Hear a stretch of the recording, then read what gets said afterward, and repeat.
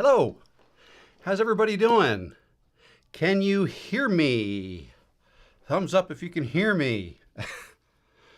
Just want to make sure.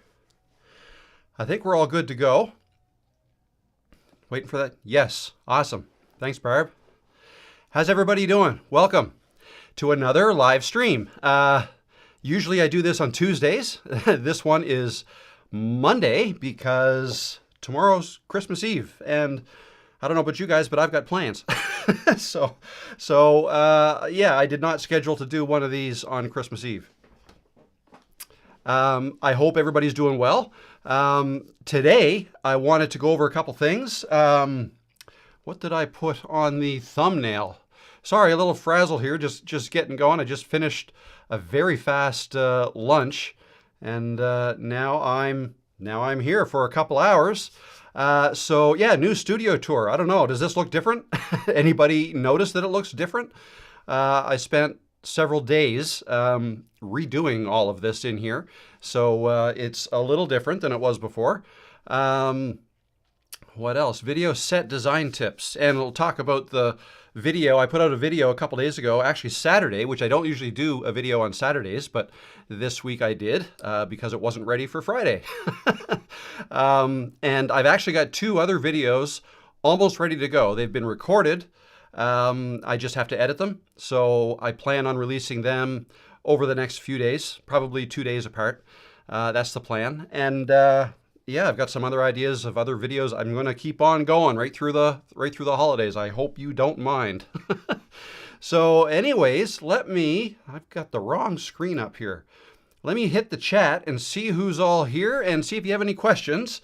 And then I'll get into kind of showing you what I did and the new setup and take any other questions you guys have. So if you have any questions at all, feel free to let me know, and I'll answer them as best as I can.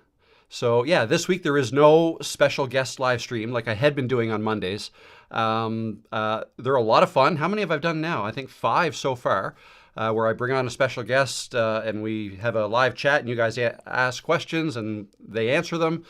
And I'm going to get back into that. I've got one already lined up for January 6th. So 2 weeks off, this week and next week. And then January 6th, I've got somebody else already lined up. And I'll talk about who that is later. So anyways, got lots of people in the chat. Let's see who we've got. The first comment was from me. We'll skip that one. Next comment from Barb McGavern, and it's a question. Hello, Barb. Welcome to the live stream. And Barb's question is, hey, Rob, if... geez, I'm sweating. I got sweat going under my eyes. It's warm. I just got to slow down. Breathing exercises, right? Hey, Rob, if offering a paid newsletter website or a join membership on YouTube, how full of content and what kind should they be such that they're worth folks money each month? Thanks. Okay, that's a great question, and I like where you're going with that. You're thinking a little bit outside of the box, not just monetizing YouTube, but monetizing your your online presence as a whole, and that's a great idea. It's hard for me. What are you doing? It's hard for me to say specifically how much you should include for paid. The bottom line is this: you want to deliver value. People need to perceive value for what they've paid. My suggestion for how to start, and I don't know where you are in your journey, like whether you've started already collecting email addresses or memberships, but yeah, a good rule of thumb, a good practice for starting anyways, is to start by giving stuff away for free. So you can call those lead magnets.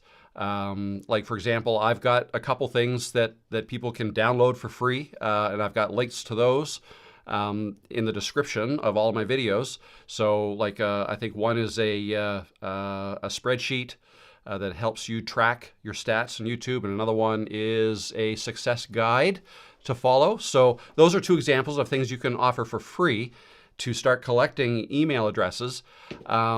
But yeah, so you want to do that for a good amount of time before you get into actually charging for your information. Basically, you want to build up the trust first. Build up enough trust. Oh, sorry, I forgot to put one light on, this one over here. Yeah, build up enough trust so that people will be eager to buy something from you.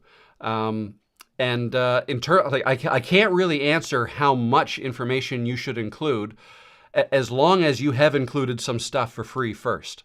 And then people will realize and understand that oh, you're offering something for money now, so that must be a whole lot better than the stuff you're giving for free. And that would be a good place to start. So the stuff that you do offer for sale, or like a newsletter, a paid membership, or whatever it is, should include certainly more value than the value you're giving for free in terms of free downloads and stuff. So some ideas of things you could include would be behind the scenes videos, videos you don't put on your YouTube channel for everybody to see, but members only. Things like that. People like to see, especially if you're growing a community and people are really starting to like you, then start showing them things behind the scenes, like even day in the life type videos, or how you go about your day and what you do, things like that. Some people may pay for that additional information. And maybe every once in a while you can include something like that for free on your YouTube channel, that just to give people an idea, like this is the kind of thing that I'm going to share with you like weekly or whatever in your newsletter and membership. So kind of a long-winded answer, as you know, that's what I do, but also not even really an answer to what your question was. I hope I've given you enough to think about that helps somewhat, but it's hard for me to say how full of the content and what kinds of content should they be. Yeah, video content, PDF content, written guides, things like that. That go into more depth than perhaps your for free stuff does. So anyways, I hope that helps, Barb. Peanut is not used to this new office. She's running around and trying to figure it out. It's been set up like this for about a day. That's about it. Let's go with Joanne Banco. Yay, can't wait for this, Rob. Hello, Joanne. How you doing? Good to see you again. Anyone adopting a word for the year? I think mine is going to be renew. Renew my mindset, update spaces in the home, renew acquaintances, etc., etc. Good idea. That's great. I like that. Renew. Yeah, how many of you do think of, like, does anybody out there set goals for the new year, or do you just continue? Like, some people look at the start of a new year as an opportunity to kind of start fresh, maybe reset their goals, reset their business, so to speak, in what they want to achieve and things like that. Other people don't. Other people are continually doing that anyways, so the new year doesn't matter to them much anyways. So how do you guys go about that? I myself, I do like to kind of renew my goals, revisit them. I actually haven't yet, so I've got about a week to go. But I want to set some goals and things like that, but haven't done that yet. Chad on the road. I'm finally on time today. Hello. How you doing, Chad? Thanks for stopping in. Barb's word is forward. That's a good one. I like that. Lee. Hi, Rob. Early Christmas present. Just received my Sony ZV-E10 with a Sigma 16mm f1.4 lens and some other goodies like a dummy battery, 4 batteries with a 3-bank charger and 4 SD cards.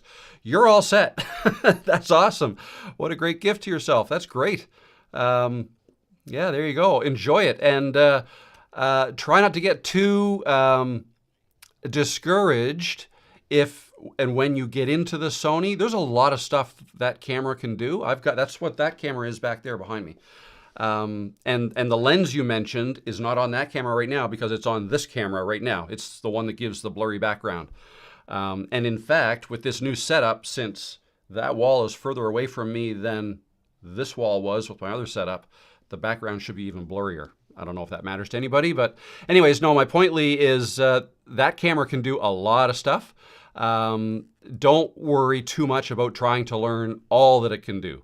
I only know a fraction of what this one can do, but it's all I need right now. If I ever get some free time and I want to learn some other things that it can do, like time-lapse videos, for instance, I've never done that.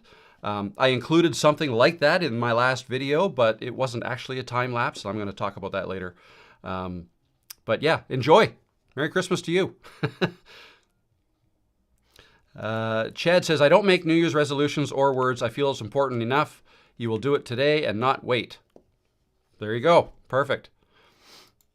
Joanne says, need some ideas for making my year-end recap live show extra fun and special.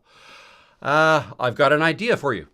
And it's something that I've been considering doing. I haven't gotten my crap together enough to actually pull it off yet, but and I wasn't going to do it live anyways. I think I talked about it on this live stream, but I was going to make it into a video, and that is get yourself a question bowl or gift box or something like that. Write down a whole bunch of questions that perhaps your viewers have given you over, I don't know, the last several videos, or however long you want to go, however far you want to go back. And then put them each on its own piece of paper, fold it in half, throw them all into a little bowl. And then during your live stream, you're going to pick a question out one at a time, read it, and then answer it live. How's that? I think you guys helped me come up with that idea either last week or the week before in one of my live streams, and I love the idea. I just haven't gotten around to doing that yet, but I may do that yet, maybe right before the end of the year. But there's an idea for you. I don't know if you want to do that. And yeah, you can all hear me. Great. Hi, everyone. Hearable. Hello, Eric. How you doing? Love the blue light in the back. Peter, how you doing, Peter? Good to see you. Yeah, you know what that blue light is? Just so you know, actually, I'll get rid of this here so you can see it. All it is this guy here. It's just a little, in fact, I'll bring it over and show you. Well, I'll show you the back of it. It's an Amaranth, I got to hide my face so it'll focus on it. I think it's called the MC100 by Aperture. And it'll do all the colors. So I've just got it there shining on the curtains. Yeah, I've got two of those. I've got the other one I'm not using right now, but yeah, it's a great little handy light. It does not need to be plugged in. I've plugged it in just because I don't know where the battery's at with it right now, and this stream might be 2 hours long, and I don't want it to go out. So that's what I've. But I can change the colors of that too from an app on my phone, and my phone is way over here right now. Anyway, you don't need to see that, but just know that I can change the colors from the app. But yeah, I think it's kind of cool too. And I don't know if you noticed, and this is one of the things I was going to talk about today: set design. With this live stream set, with whenever I make a video, I always pay a lot of attention to my background. What's in the background? What can you see? I don't know how many of you saw the Holiday Wish video that I made on Saturday. Well, I made it Friday. I think Friday night, put it out Saturday. But that was a totally different video for me. Let me just show you here. I will bring it up here to show you. I'll show you how the edit went. I'm going to open it in Camtasia just so you can see not just the video, but how I went and did it. I will share my screen. This work? Yep. Wrong screen. All right, let me go. This always happens. Screen share, change it to that display. There we go. Okay, so here is my Camtasia file, and this is the video. So a lot of this was done there, I could put the hat on. A lot of this was done very intentionally. What I had to do is I had to bring these two lights upstairs, set them up so that it was pointing at where I was going to be sitting. And then I went through a whole bunch of things. I wanted to make sure that with wherever I was sitting, you could see the tree on the other side of me. You could see some of the stockings behind me on the other side.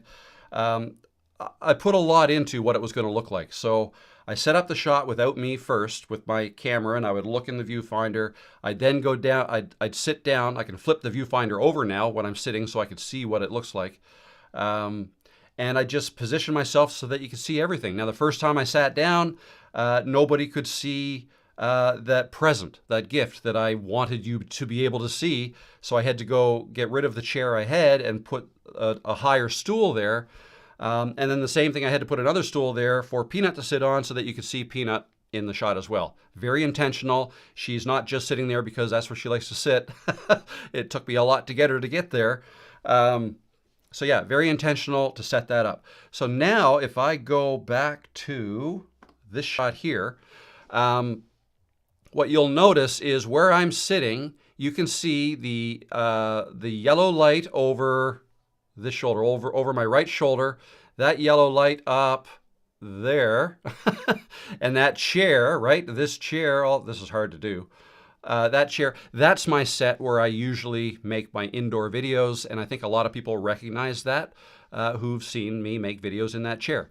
So I wanted that visible in this shot. So like the first time I did the shot, I think I was here. That's no good, right? Because I wanted you to be able to see it. So I shifted the whole desk over, adjusted the camera so that where I'm sitting, you can see some of that. So at the same time, that blue light over here, I wanted you to see that as well, and then and to have me kind of in the middle of both of them. So all very intentional. You can see the camera here, here, and you know where I put the mic when it's not here, when I make those videos. Anyway, so my point is, it's a good idea, I think, to spend some time setting up what your shot's going to look like behind you when you're making a video, before you actually make the video. And if you do end up making a video or making your videos often in the same location, I think that's a really good idea because you don't have to set up your set every single time. Like this chair back here and that light and all that whole corner stays the way it is. So I don't have to set it up every time. I can very quickly start recording a video. Just to show you one other thing with regards to this, if I come back to my this part right here, let me get this out of there, and I'm going to open up a different file, my projects. This one here. This is one of the videos I'm working. Oh, I don't even have the project started yet. That's okay. Where is it? This one, I think. Yeah, so here you go. And this, for those of you who aren't up north, this will come as a little bit of a shock to you, but that's what it looks like outside here right now. All right, so that was me out for a walk yesterday. And there, so there I'm talking. But again, I spent a lot of time rotating around to see, I'm just gonna kind of drag it through here, like what shot looks best with you know, that one. I don't even know if I brought up the right file here. Anyways, my point, when I go outside and make a video, what I'll do is I'll set up the shot, turn the video on, and I'll start recording myself, and then I'll start rotating all the way around until I like the way things look, the lighting. I'll typically walk to a place where I think the background looks really nice. Yeah, so I spend some time, even when I go outside, just to know, okay, should I be holding my camera in this hand or should I be holding it in this hand, right? It matters because you can get a better shot if you spend some time with that kind of thing. So anyways, I think I've talked enough about this, but hopefully I've gotten my point across, and yeah, spend some time on your set and what the background looks like, and then you won't have to worry about it in editing. You'll end up with a great looking video. All right, let me get back into the chat, see what else we've got going on here.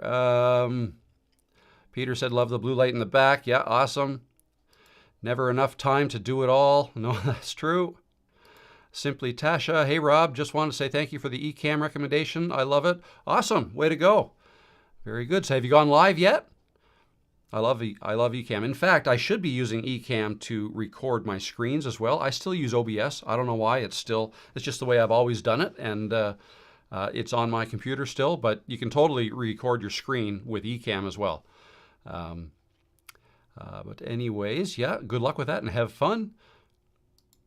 Joanne, I forgot, what camera is your main camera? Okay, so I've got two, as you notice. There's one back here. I consider that one my main camera. It's the ZV-E10 by Sony.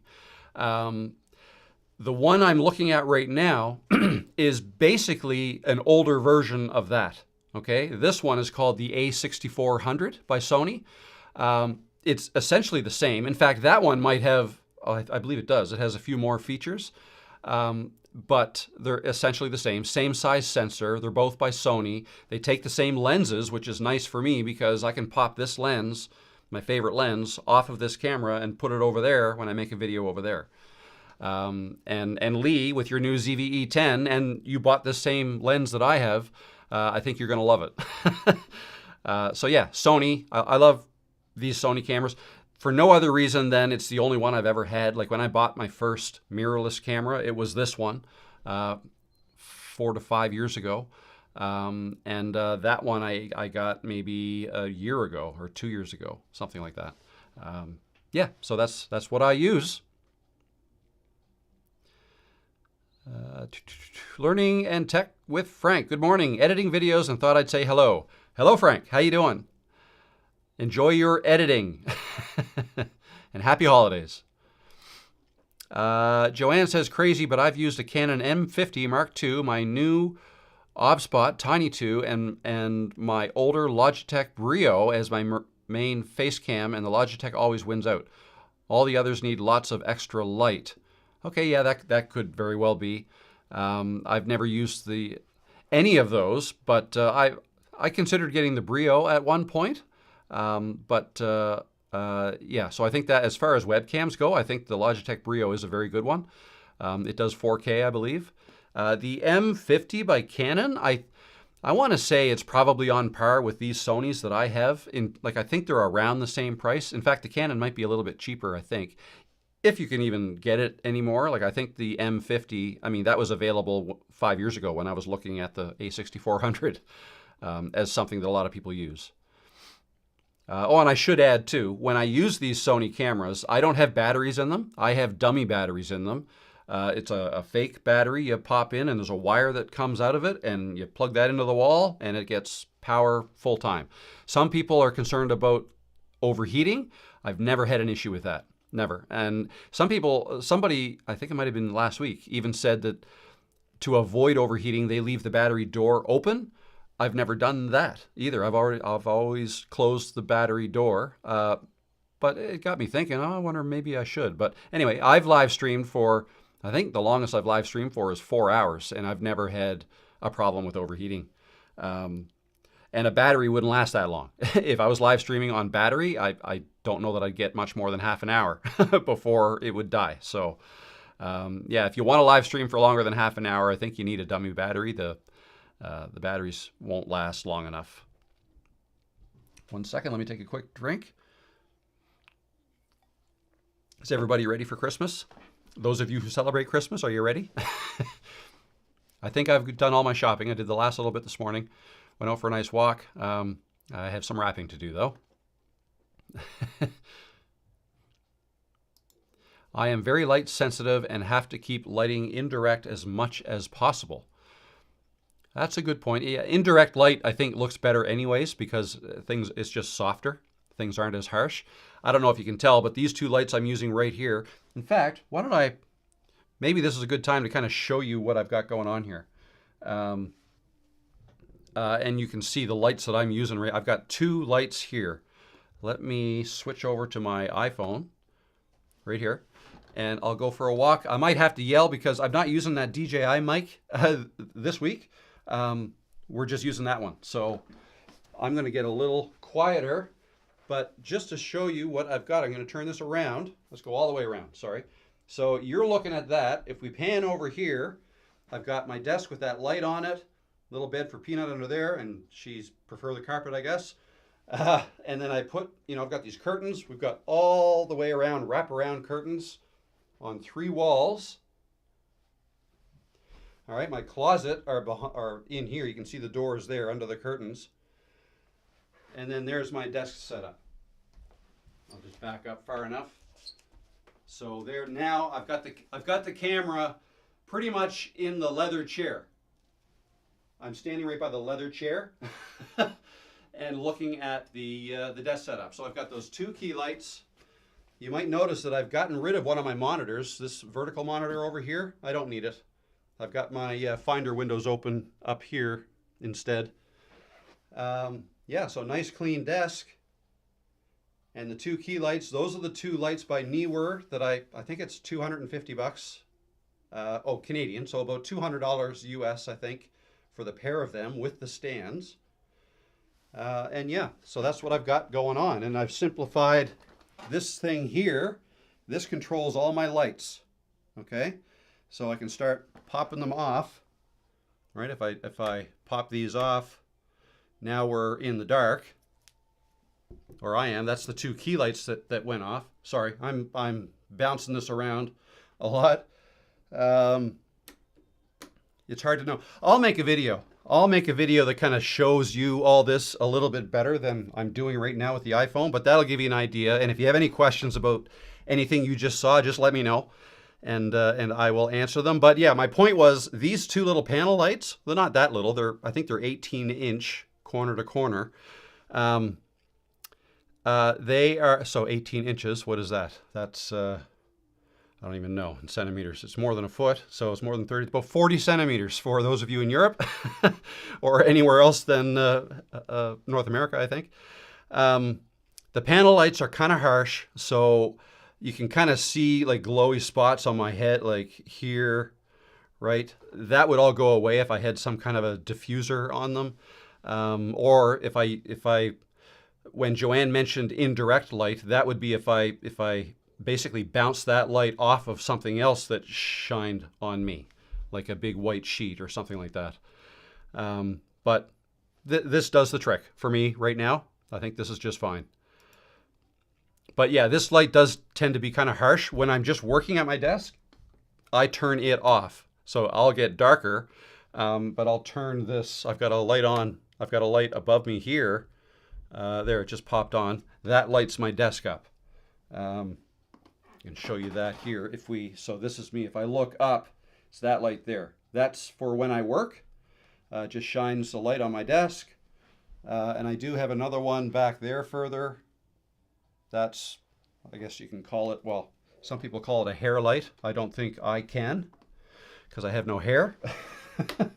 But let's turn some of these off. Still getting used to where everything is. A rim light, I guess, another word for it. Yeah, so that is my setup right now, and I'm very happy with it. It's going to allow me to make videos faster. The desk is nice and clean. There you go. So let's get back into the live chat. Barb, are you a musician?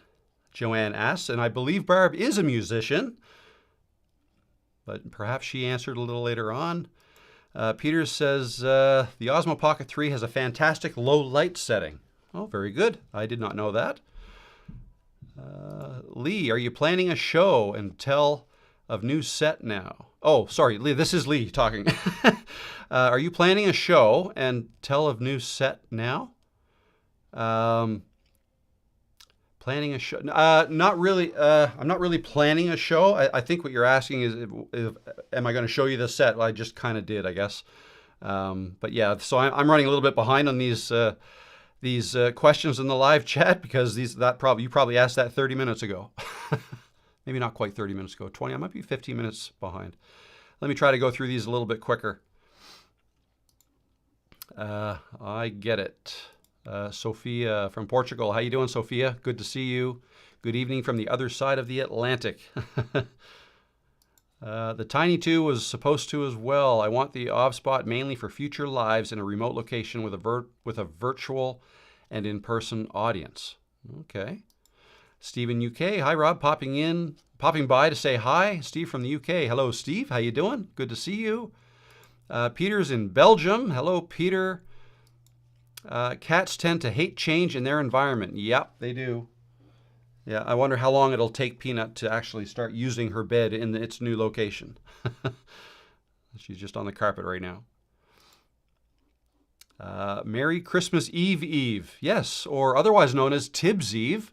I don't know if anybody calls it that, but I've got some Newfoundlanders in my family. My wife is Newfoundlander, and that's what they call it, Tibbs Eve, Christmas Eve Eve. It is their jungle. This is, yeah. I didn't even ask Peanut's permission, but I think she's going to like this setup a little bit better. More spots for her to go, more space. Just a change of the calendar, but a good reason to get motivated. Yep, I think so. Andrew Kettler. Hello, Andrew. How you doing? Rob, would you be willing to watch any of my content and provide feedback? I started a new channel called Drew the Original, and I'm trying to put content out. I could take a look. Yes, not on this live stream though, but yeah, absolutely, I can take a look at that. Love that idea, Rob. I get questions all year long. Oh, the question bowl. Yeah, I do too. It's going to be a lot of work. I should have been kind of putting questions aside that I thought were really good.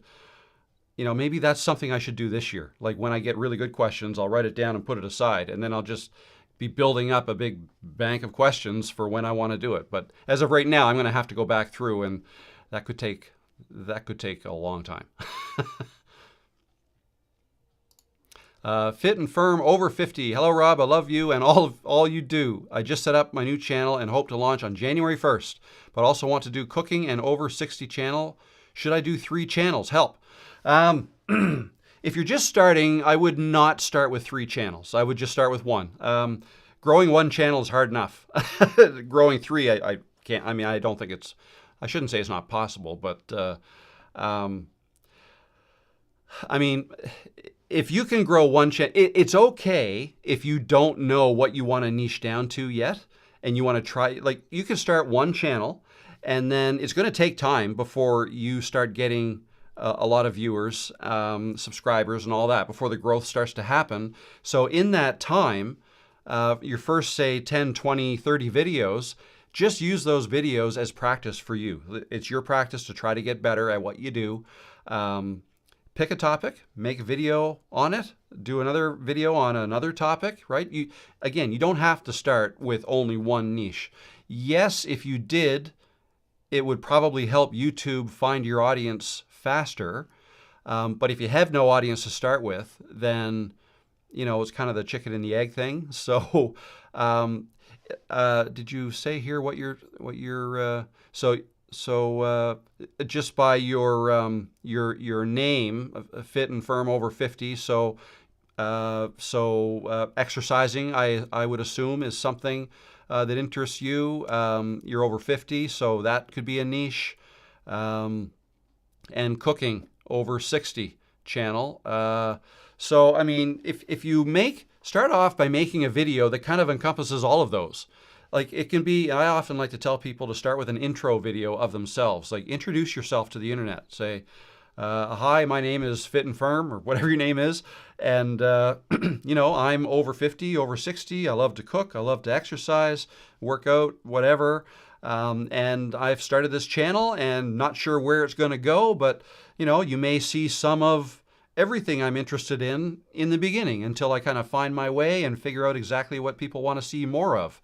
Right? And then you can, at the end of or during all of your videos, you can say to people, hey, love to know your thoughts on this video, or is there anything else you'd like to see or hear from me? Let me know in the comments below. I am taking ideas because I don't know yet where my channel's going to go. So I could use some help with that. What do you want to see me make? I know how to do this. I'm passionate about that. I'm really good at this, and just kind of tell people about yourself, and perhaps they'll help you. Now, it's hard in the beginning because if you're just starting, if you don't have any videos out yet at all, I mean, you may not get any views with your first video for a while. You may have to put a couple videos up in order, you know, before you start getting views and questions. But again, use that time as, consider it a gift to you. That's time that you have that you won't have later, but time that you've got in the beginning to try to hone your craft and get better at making videos and get better at editing videos and all the stuff. So anyways, I hope that gave you some ideas. I hope that helps. I would I would not suggest you start right off the bat with 3 channels. Later on down the road, if your channel is starting to go off in a certain direction, maybe it's going the cooking direction, and it's starting to grow and it's doing great, and the fit over 50 videos don't fit with that, then maybe once you get going, start a new channel, right? That's only about fit and over 50. You can always do that later if you want to. But again, whenever somebody splits their time into 2 channels, it becomes twice as hard to grow either one of them, if that makes sense. Okay, so, but good luck with it, whatever you decide to do. Alan retired in the Philippines. Good morning from Kalinga, Luzon, Philippines. 2:18 a.m. here. You should be asleep. I know I would be asleep at 2:18. Hello and welcome. Thanks for stopping in. Retire and Wander. Hello from Florida. Hello, Florida. How you doing? Good to see you. Barb McGavern, and that was an absolutely beautiful holiday video you created Saturday. Very nice. Thank you, Barb. I had fun. That was a little different video. Yeah, a little.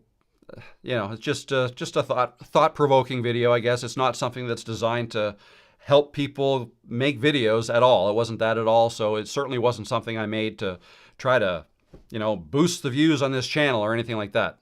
It was just my thoughts, sharing my thoughts for the holidays. But I'm glad you liked it. Thanks, Barb. Peanut is so beautiful. Yeah, she knows it too. She knows it. She needs a haircut. Well, where is she? Oh, she's still down here. Yeah, she, I don't know, for those of you who joined me in the summer, I got a lot of new subscribers in July when I made that over 40 video, and that was the first one that, she had been in a lot of my videos before that, but she had just had a haircut, or a trim, or, well, more than a trim. She got shaved late June, and then I put her in that video in July 5th, I think. So she, a lot of people didn't even know what she was, that she was a ragdoll. She looks a bit like a Himalayan, but she's a ragdoll. Yeah, her hair is now starting to get everywhere again. It's pretty soon time. We usually have to give her a trim or a shave before, not twice a year, but more than once a year. If that makes sense. So she's pretty much due right now. But it's cold outside. Well, she doesn't go outside, so it doesn't matter. She's an indoor cat only. Simply Tasha, I've been going live weekly since I saw your recommendation and signed up. Oh, with Ecamm, awesome. I want to thank you for being such a valuable resource for all of us on our creation journeys. You are appreciated. Thank you, awesome. I'm glad. That's great. I love to hear that. Were you nervous when you went live? Because I certainly know I was the first time I did it, probably 2.5, 3 years ago now. I was very nervous, very nervous. I thought the whole world was going to be watching and criticizing, and I didn't know what I was doing. So anyway, I hope you had fun with it. It does get even more fun and easier the more you do it. So I've been now doing it every week since, I don't think I've missed a week since late February or March of 2024. But I have fun. I have fun doing it. Retire and Wander in Florida says, when you're outside, what camera are you using to record? When I'm outside, I use my iPhone 14 Pro Max, so it's about 2 years old, and I use it on this tripod, right? This has the flexible legs, and I typically just bunch them all together like that. Actually, let me just get rid of the comment so people can see. And I've got this special, so I've got I don't know if you can see it, but it says quad lock. Is that focusing there? There we go. Quad lock, which is basically designed as you can put it on motorbikes and bicycles. I have a bicycle that I take on the trail sometimes, and it allows me to clip my phone onto the bike, and I can see my speed and distance and all that stuff. But yeah, so I got a quad lock attachment for this tripod, and that's how I do it, just like this. And I look at the rear camera. In fact, the video I made that I shot yesterday, I did it like this. And you can bend these. I usually bend them a little bit like that so I can hold it like this, right? And then the other thing I do is I use the DJI mic system here. So this, I don't know if you can see that. Again, I got to hide my face so you can see it. The DJI, hey, open up. The DJI mic, jeez, I can't hold it open. And this is one of the mics, and it just clips on here, and then you put on one of these wind guards, or dead cats they're called, and that stops the wind noise from getting into the microphone, and that gives you better sound than just the native mic in the iPhone. Much better sound. That's what I use when I go for my walk and talks, and then I use Camtasia to edit them like I use for all my videos. So I hope that helped. But yeah, no, I love the picture that the iPhone gives. So this is the 14. I think if you go back as far as the 12, like the 12, iPhone 12 was a great camera, all the way up to, what are they at now? The 16, I think. All good cameras. I shoot in 4K, 30 frames per second, regular video mode. In fact, the video I'm putting out, I don't know when, tomorrow maybe, it might be tomorrow, talks about my phone settings. I was out there with that phone and I was showing all the different ways you can make videos: cinematic mode, video mode, rear camera, front camera, and I do samples of all of them so you can see them all and compare the looks of all of them. And then the other part of the video is going to be showing you the settings, the way I have my phone set up. And I haven't filmed that part of it yet, but I'm going to do that here in my office and then put it all together. So I'm going to do that later today, I hope. Yeah, and that'll give you a little more clarity on exactly how I do that. Mountain Finance, hello, how you doing? Finally in for another live stream. I'm going to do my 32nd later this afternoon. So December has been crazy. Wow, 32nd live stream all in December? No, really? But anyways, 32 live streams is awesome. That's great. I think this is my 64th. I wrote it down somewhere. Yeah, this is number 64 for me, but it took me 3 years to get here. Peter says, I believe Rob uses his phone for that. Yes, I do. I use my phone. Yeah, these cameras, I could take them outside, but I don't. Again, there's so many settings that can be set on them. I just like to set them, leave them on their tripods and forget them, and they're ready to go when I want them. The phone is with me all the time anyways. Not the tripod, but yeah, I just find that so easy. So easy. And then when I get back to the office, I airdrop the files from my phone to my MacBook, and that's where I edit them. Yeah. Follow-up, I've heard the newer Brio is not what the older one was. Yes, Canon M50 Mark II is similar to your Sony. Okay, and yeah, oh, the newer Brio is not what the older one was.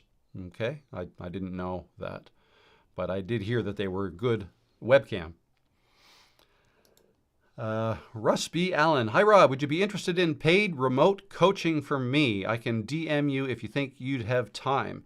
Well, sure, Russ. I do offer one-on-one Zoom calls. So if you're interested at all in that, there should be a link below this video in the description where you can book a time with me. So you can book 50 minutes at a time, and I'll help you as best I can with whatever you need help with.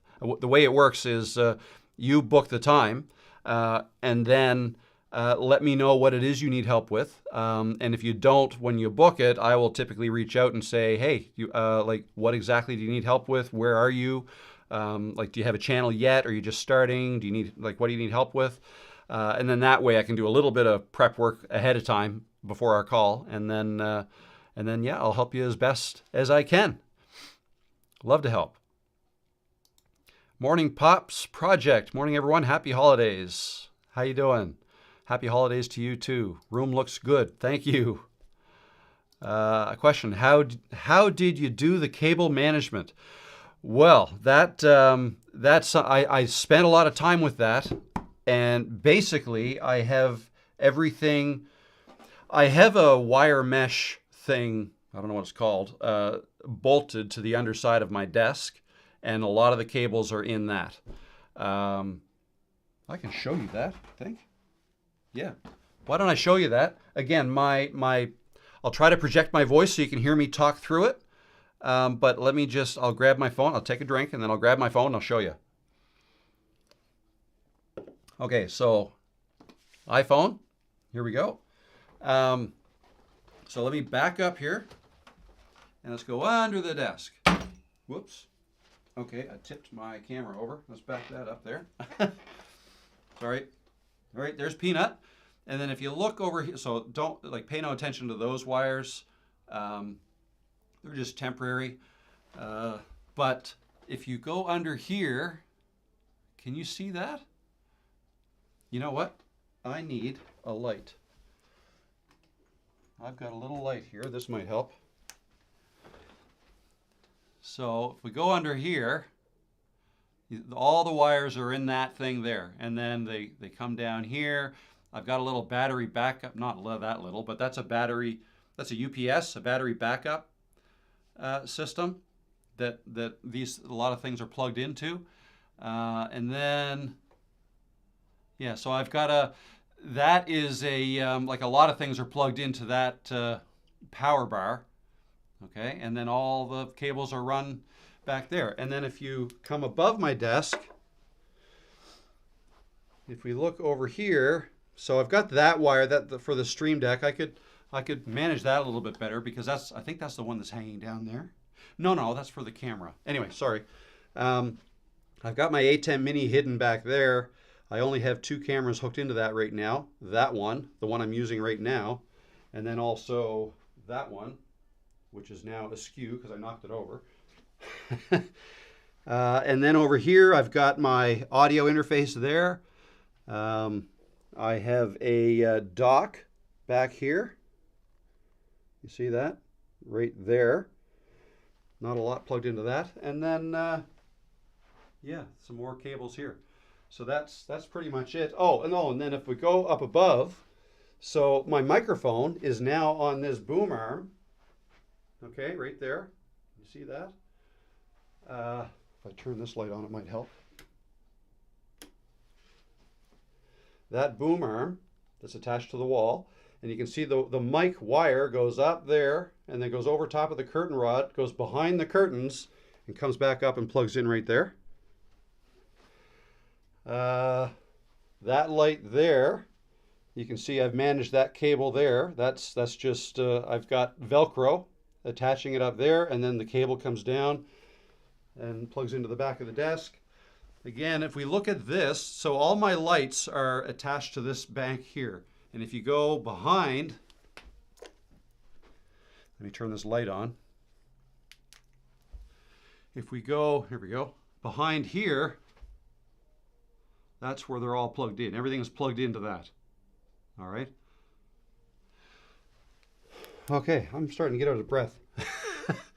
But I hope that helped. Shows you a little, again, I should probably make a video on that, on all of that, how I manage the cables, because some people are interested in that, and it did take a lot. So here's what I did. I first had to undo everything where it was, because the desk was over here.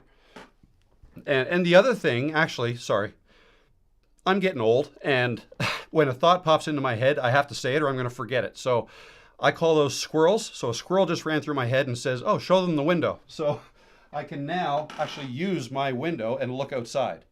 All right, whereas I couldn't before, it was behind my desk. So anyways, I'm not doing that now, but if I ever want to get some natural light in here, I can open those curtains, and I've got a big window there, let the light in. All right, that was a squirrel. What was I talking about? Yeah, so I unplugged everything, got everything off my desk, moved the desk, and I didn't put it all the way back. I left it out 3 feet or so I can walk behind it. And then just started placing things where I wanted them, where I thought they made the most sense ergonomically, right? I wanted the Stream Deck on my left side now, because on the right side, my right hand is on my mouse, always. So if I shouldn't say always, but most of the time is on my mouse. So if my right hand is on my mouse, I wanted my left hand to be able to easily press the buttons on the Stream Deck. Now it can. Also with the right hand, I can change the volume, but again, once I set that, I don't usually change that during a live stream. What else? I've got the camera set up between these two monitors, the main video editing monitor and my MacBook monitor. And then what did I do? There we go. And then the monitor down here, the small, cheap, flat panel monitor is, that's what I use to share. If I want to share something with you guys and press this button here, I can share whatever's on that smaller monitor. So anyway, I think I went a little farther than just showing you the cable management, but that's a little bit behind why I changed it and how I did the cable management. So anyways, I hope that helped. If you have any more questions about it, feel free to ask. Joanne says, yeah, I have similar key lights, but that bright light kills me. I try to bounce light off the ceiling as much as possible, just a personal issue for me. Yeah, I totally get it. I get that, and they can be harsh lights for sure. I've got them, actually, I think that one's set at 10%, and that one's set to maybe 30 or 40%, so certainly not as high as they could be, because it's just too harsh. Eric has a question. At 53,000 views and 38 subscribers, it's better to change kind of content now rather than starting all over with a brand new channel, right? Sorry, let me just take a drink. Losing my voice. Okay, let me read that again. At 53,000 views and 38 subscribers, it's better to change kind of content now rather than starting all over from a brand new channel, right? Quite honestly, I don't think it matters. The way to think about this is, what kind of content are you going to make now? Going forward, is the kind of content you're going to make the same as the content you made previously? In other words, will those same 38 subscribers also be interested in your new content? If so, just keep posting to the same channel you have, is what I'd do. But if it's a totally different topic, the number of views I don't think really matters. 53,000 views, that's a good number of views. But again, you're nowhere near being monetized with 38 subscribers, so it's not like that part of it doesn't matter. So you can totally start brand new, fresh if you want to, but you don't have to. It's totally up to you. If your topic is going to be completely different than what it was before, then I would start a new channel. There you go. That's what I would do. Eric at Bono. Oh, Otto. I heard subscribers are less important. Views is what you need to get, in my opinion. Yeah, that's certainly once you get monetized, it's the views that you get paid on. That's true. I guess it depends on what your goals are. It depends on what you're trying to do. It is correct that the number of subscribers you have isn't really a number that means anything to many people at all. It's what we've become used to using as a way to gauge the size of a channel. And the fact that when you do come out with a new video, it's your subscribers that YouTube will try your new video on first, right? They're going to be the first people that get a look at your title and thumbnail of your new video, are the subscribers. And anybody else YouTube thinks might be interested in it. But other than that, no, the number of subscribers, you're right, doesn't really matter. I mean, if you're looking for brand deals and sponsorships, they may be interested in how many subscribers that you have. But certainly the number of views is more important. If someone wants to advertise on your videos, either by sponsoring you directly or, YouTube putting ads on your videos, they want your videos to have more views. The more views your videos have, the more times their ads get shown, the more, potentially money they can make, the more money YouTube makes. And if you're monetized, the more money you would make, all based on the number of views. Definitely. Good afternoon from Tennessee, Hafoto. Good afternoon. How you doing? Good to see you. Good evening from Germany, Klaus. How you doing, Klaus? Good to see you. Dude411. Hi, Rob. How you doing? Hi, Rob. What did you do as a profession prior to YouTube? Your videos are great and you seem very friendly. Wondering if some of your past experience helped you to get comfortable with YouTube. My past experience, I would say no, had nothing to do with YouTube. So I've been an entrepreneur for 25 years or so, 24 years, since the year 2002. So yeah, 22 years, I guess. Before that, I was an engineer, mechanical engineer, HVAC engineer. Worked for another company, selling HVAC equipment commercially. That's what I did. So yeah, the internet, YouTube didn't even exist then. So, and no, I didn't do anything with video at all. Most of what I did, I worked with engineers to try to get HVAC equipment spec'd in buildings, and the odd time I'd have to give presentations to engineers at a company or something, which I hated doing. I hated doing stuff like that. But then after that, when I went out on my own, when my daughter was born, I got into website hosting and website development. I was doing that and started my own business doing that kind of stuff. And then I started a web hosting company that I eventually sold to a larger company. Then I got into making tutorial videos for hosting companies. DemoWolf.com was the name. It doesn't exist anymore, but that was my company that I created to help hosting companies help their customers. And that's where I got into making tutorial videos and screen capture type videos. And then I got into freelancing, I'm going to say 6 years ago or so, through Fiverr, and I was growing my video editing skills as a freelancer, adding subtitles to videos. That's when I got more into Camtasia, and I got into DaVinci Resolve a little bit. And then I got to a point where it's like, you know what, like I'd really like to, this is fun and all, but I'd like to kind of move this towards teaching other people how to do what I'm learning how to do myself now. And that was editing videos, and then I was getting into YouTube, and yeah, so that's a brief rundown of my history. And maybe that's a video I should make too. Like Who Am I video. I've never really done that. But anyways, that's me. I hope that's what you were looking for. This year. Hope you meant next year. Not really sure what you're referring to there, but yeah, next year is like a week away. No problem, Andrew.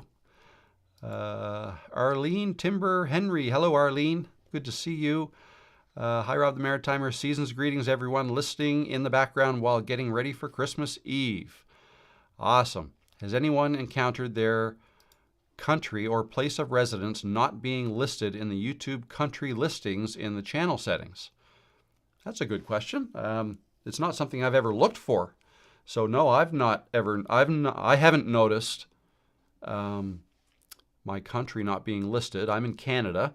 But no, if anybody else has noticed that, feel free to let Arlene know here in the comments. Barb, thank you. Yes, I am a musician and a professional geologist. That's right. I front a classic rock blues band. That sounds cool. Trying to meld both into my new YouTube channel. So my tag is I rock in two ways. I like that. That's cool. I rock in two ways.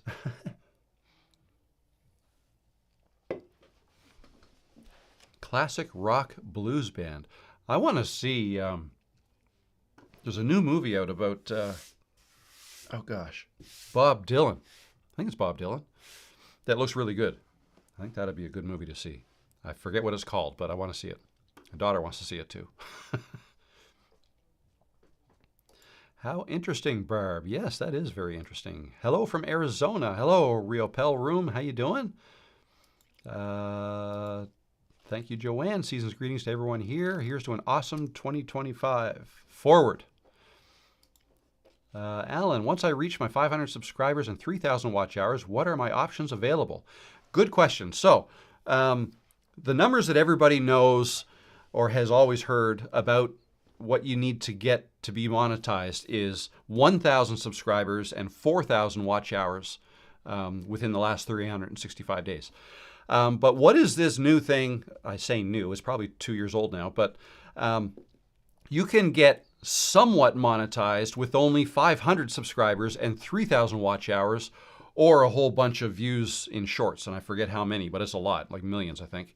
I don't really focus too much on the shorts side of it, so I'm not sure. But for long form videos, 500 subscribers, 3,000 watch hours, what that allows you to do is monetize using things like super chats, super thanks, and memberships. You can set up memberships in your YouTube channel. That's not something I've done yet. I may, but I haven't. As far as I know, the only thing that you cannot monetize is you can't take part in the ad revenue, which is the big one, right? The revenue share, like when YouTube puts when YouTube puts an ad in front of your video, when someone goes to click on watch your video and an ad plays first, they're making money off of that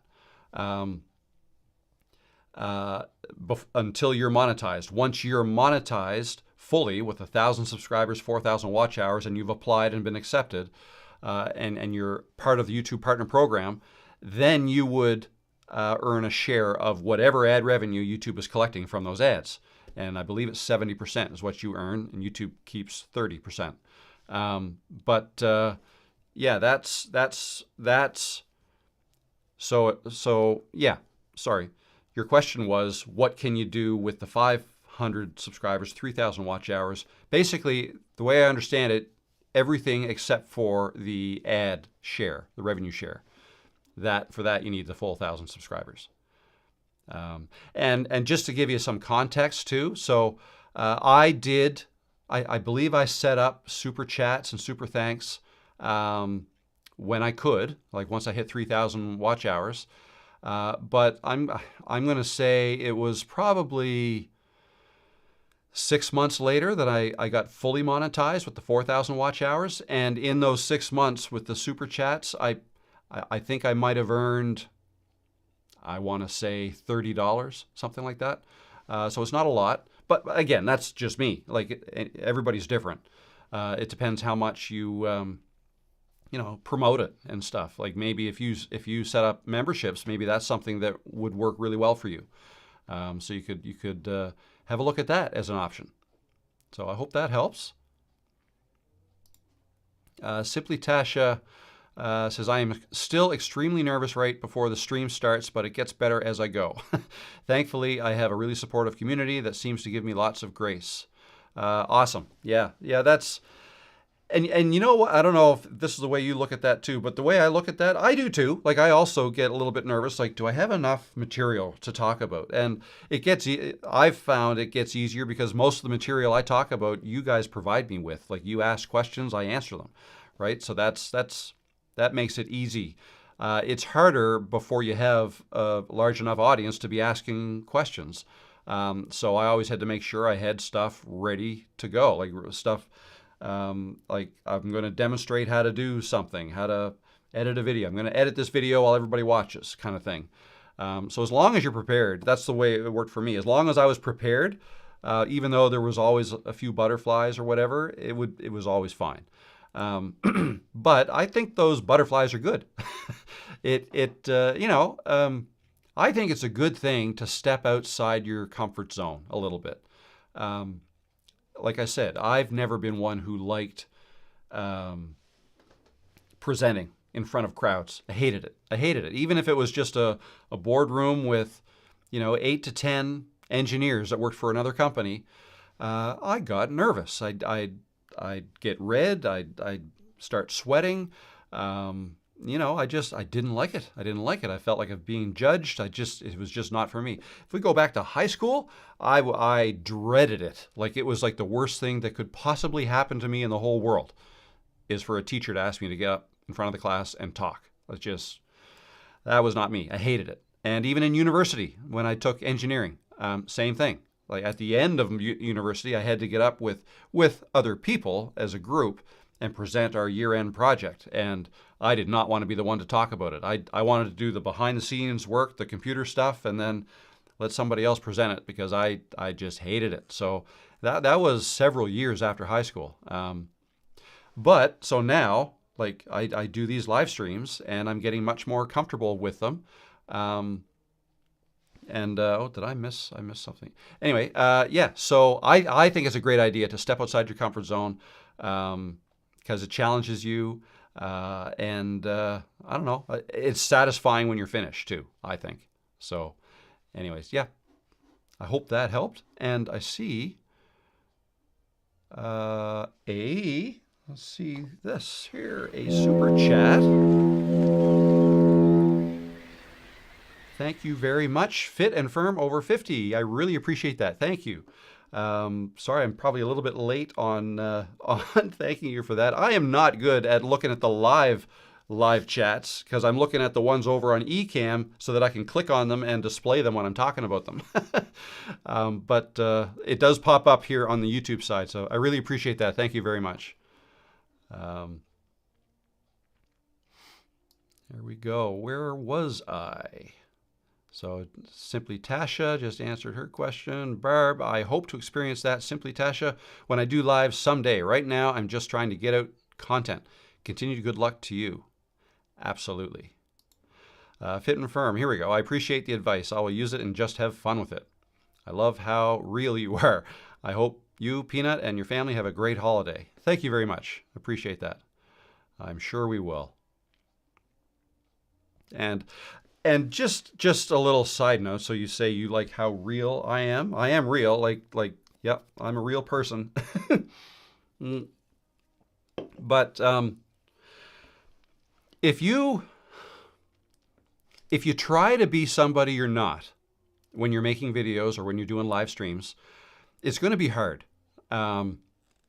Certainly hard to replicate. Unless you're a really accomplished and good actress, it's going to be hard. And if I talk about this sometimes, and for those of you who are here often, I'm sure you've heard this before, but if I were to go back and look at my first videos, I was trying to be somebody I am not. Nick Nimmin. I saw his videos. I loved them. I was learning lots of stuff from him. And when I first started to try to make videos, I was trying to be him. And I look back at it now, and it's obvious, and it's not me, and I cringe when I look at it. And it was a hard video to make just because it wasn't me, and every single line had to be delivered, and then look, what's the next line? Say it, and probably say it 3 times before I get it right. And that took like over a week to edit the video together, probably even longer than that. It's really hard to try to be somebody you're not. So I'm only saying this to try to suggest that you don't try to emulate anybody you like on YouTube, and just try to be yourself. And if you can, being yourself is the easiest person you can be, right? Like, you shouldn't have to act to be yourself. So if you just be yourself, if your friends and family don't mind you talking to them, talk to the camera like they're your friends and family, and you'll come across as genuine. That's my advice. I find that helps me, that works for me, and hopefully it helps you guys too. Awesome. Thanks. Look forward to that video. I'm filming with my iPhone 14 Pro Max as well. Hope you and your family have a Merry Christmas. Thank you, and you too. I'm hoping to have that video out tomorrow. That's my hope. If not, it probably won't be out Christmas Day. It'll be the 26th, but I'm hoping tomorrow. Alan says, when I make a video on my phone on front camera, I can easily put an end screen on, but when I use my back camera, it will not allow. Can you tell me why? No, I can't. So I guess I don't know how you're editing your videos. Maybe you're editing them right on your camera, in which case I'm not sure how much I can help because that's not the way I do it. Excuse me. I always take my video, whether I record a video on my rear-facing camera. No, this is the rear camera, and then this would be the selfie camera. Okay, yeah. So if you're looking at this, that's the selfie camera. It's not as good as the rear-facing camera, but using the rear-facing camera is a little harder to get used to because you can't see yourself and whether or not you're in frame. You kind of have to trust it. You have to practice it to know where you have to hold it. But once you get used to it, it's better, because if you're using the selfie-facing camera, I don't like, I mean, you can see yourself framed or not, but more often than not, your tendency will be to look at yourself, which means you're not looking at the lens, and that's going to be obvious to the people watching the video back. But anyways, I digress. About not being able to add an end screen. So you must be talking about the editing. What I do, whether I record selfie mode or rear camera, I take the video off my phone, I put it in my computer, and there's the video. And now I edit that video in a program.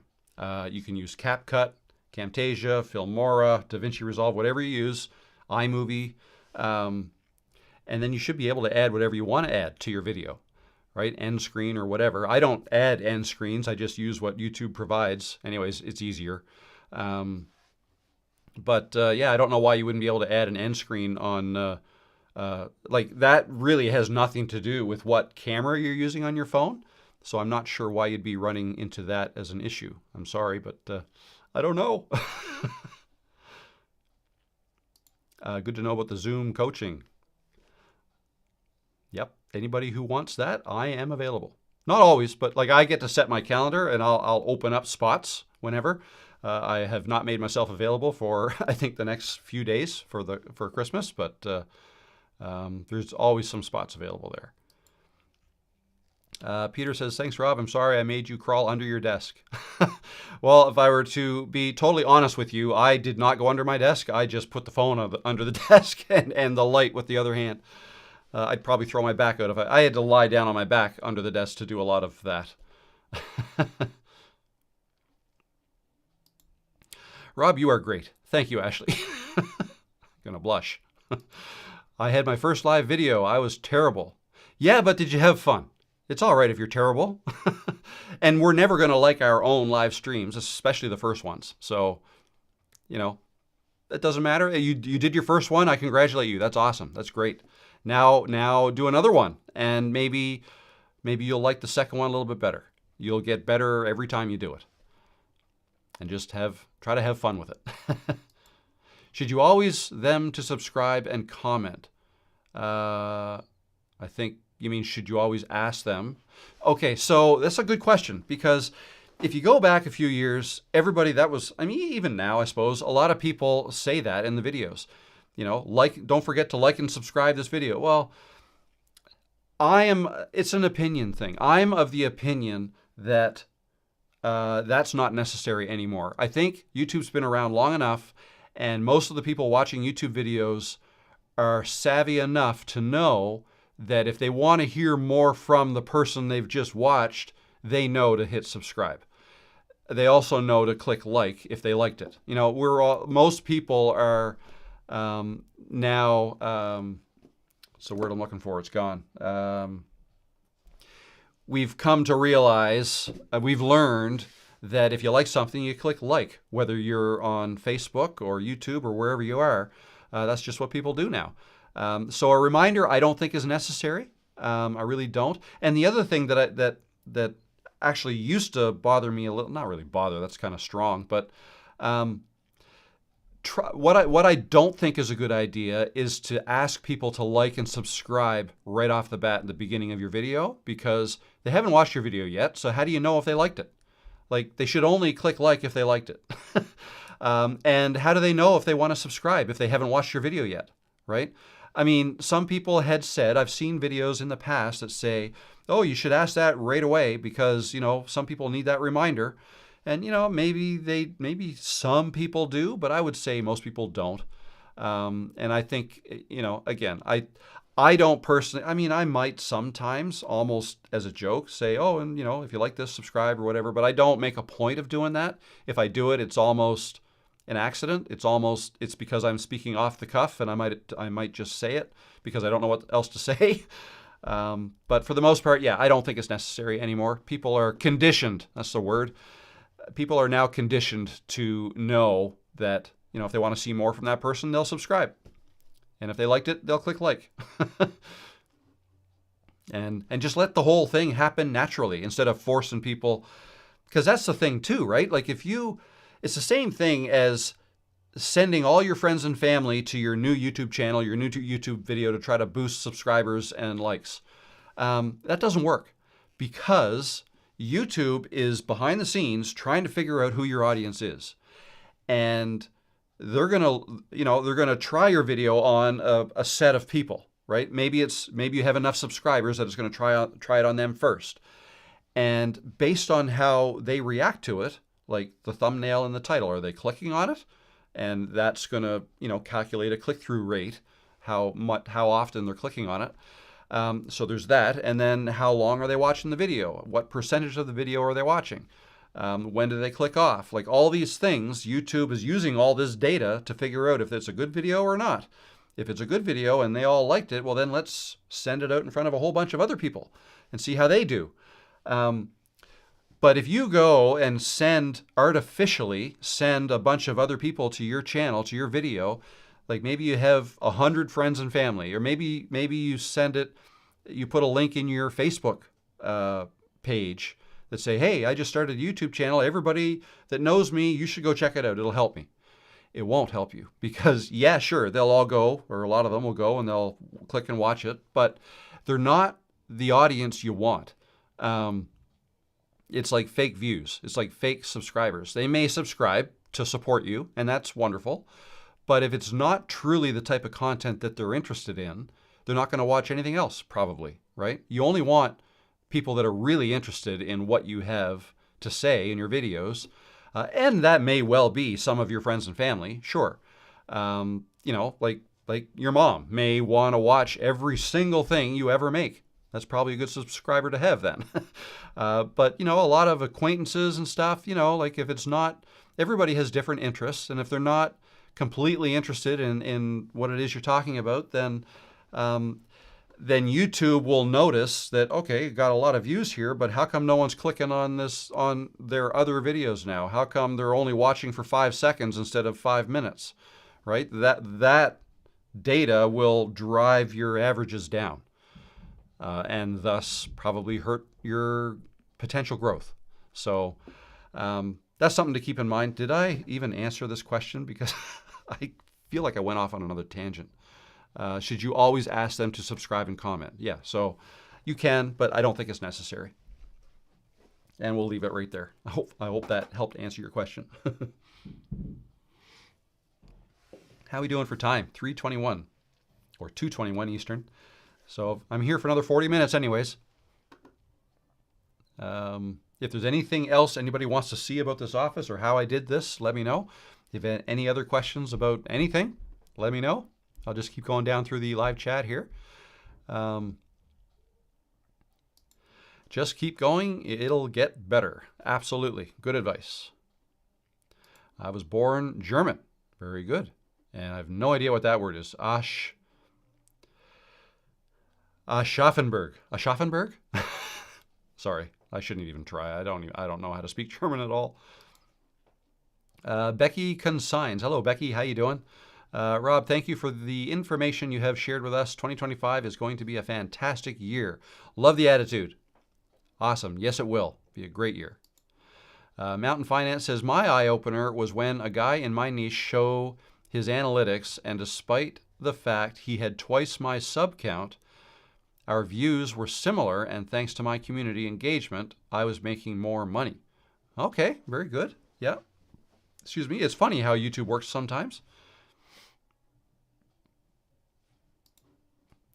Joanne says, that begs a good question, Rob. How much personal info, background do you think should be covered? I know broad question and dependent on individual, but thought I would ask anyway. I mean, whatever you're comfortable sharing. I mean, everybody's different. I mean, some people like to share everything about their background. Some people want to keep some things private.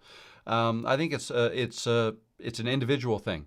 And it's also to do with the type of audience you're trying to grow. So are you trying to grow an intimate audience that you know everything about them and they know everything about you? Then you may want to share more.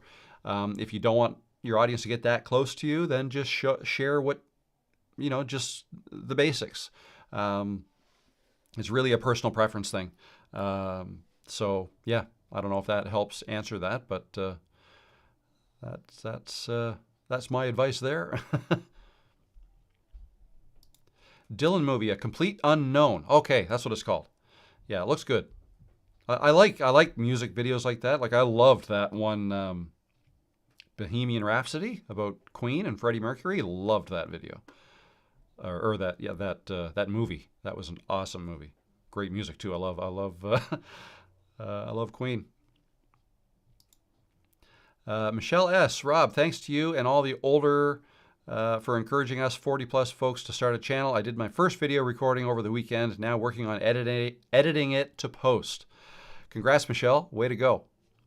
Yeah, good luck with the editing. Try not to take too long to do it. Just, you don't have to be super, what's the word I'm looking for? A perfectionist when it comes to editing. You can spend a lot of time editing if you really wanted to, or you can just kind of be quick about it and just do what you have to do to get the video up. But yeah, have fun. Have fun, and good luck when you post it. That's great. And then move on to your second one. So impressed with you and everyone on YouTube. So many talented people here, feeling really hopeful. Awesome. You can do it. Here's a question. If you are monetized, do you have any control over the type of ads YouTube shows? So many are so distasteful. That's a good question. I don't know that I know the answer to that. I don't think so. But if I'm wrong, somebody let me know. But my feeling is that the people who buy ad places, they will tell YouTube what kind of videos they want their ads to be on. And it's probably keyword based, right? Like if somebody has a finance business, right? Or they sell stocks or whatever, like finance, well, then they probably want their videos on finance type videos. Or sorry, they want their ads on finance type videos. Now, I've never bought ad space on YouTube, so I don't know exactly how it works, but I don't know if they get to say, I want my videos on these types of videos, or I want my ads on these types of videos and these types and so on, or if it's just keyword based and YouTube just does its thing, because YouTube, they will do their best to put the ads in front of the people they think those ads will resonate with the most. So I guess it kind of depends on what your channel's about and what topics you're talking about in your videos. That may, I guess, define what types of ads get shown on your videos. That's the way I see it working. But if anybody knows if you can actually opt out of certain types of ads, then let me know. I'm sure you can opt out, maybe you don't want any foul language maybe you, ads typically won't have foul language, I don't think. But if you're placing an ad, maybe you don't want your ads to show up on videos that have foul language, for instance, and they probably can opt out of those types of videos if they want. But yeah, no, I'm not too sure. That's a good question. I'm sorry I didn't really give you an answer.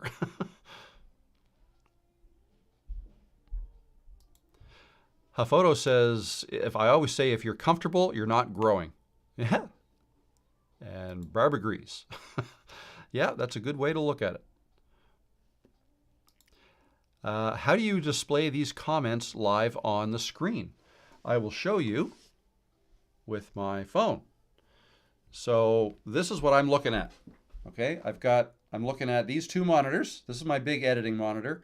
And on that one, I can see the live chats coming in here. That's live, okay? Over here, this is now, got the Inception thing going on here, but this is my MacBook screen, and this is Ecamm Live that is running. This is what's connected to my YouTube channel and outputting to YouTube Live. And it's connected to my YouTube channel, so it's bringing in these chats like this, and they're shown here. So all I have to do is I'll click on, how do you display these comments? So if I click on this, boom, it shows up right there. So I can click on any of these and have them show up. Just like that. So that is a function of Ecamm Live. And I love it. I love that. You can also do that with StreamYard. And I'm sure there's other ones as well. Those are the only two that I know of right now that you can do that. But yeah, I love it. It's handy Very handy. Michelle says, this is certainly my community. I get the same feeling anytime I have to speak to a crowd. Hate it to this day, so starting a channel to finally get over it. Awesome. That's great. Yeah. Yeah, I don't think I started my channel to get over that, but once I started, I realized, okay, well, I'm going to have to get over that if I want this channel to grow. and I loved the idea of having my own YouTube channel and growing it. But yeah, no, I think it's definitely, this is a great exercise. If you do ever want to do public speaking or whatever, going live is great practice for that, I think. So who knows, maybe I'll do some of that at some point in the future. God, I'd be so nervous if I ever stood on a stage to talk to people. My God. Who knows though? Never say never. Not being able to get in front of people and read and or talk cost me a career as a tool dealer, distributor for Mac tools. Okay, yeah, a lot of employers want that skill from their employees. Strangely enough, I don't have a problem in front of the camera for videos or live streams. Yeah, I mean, it is different, I suppose.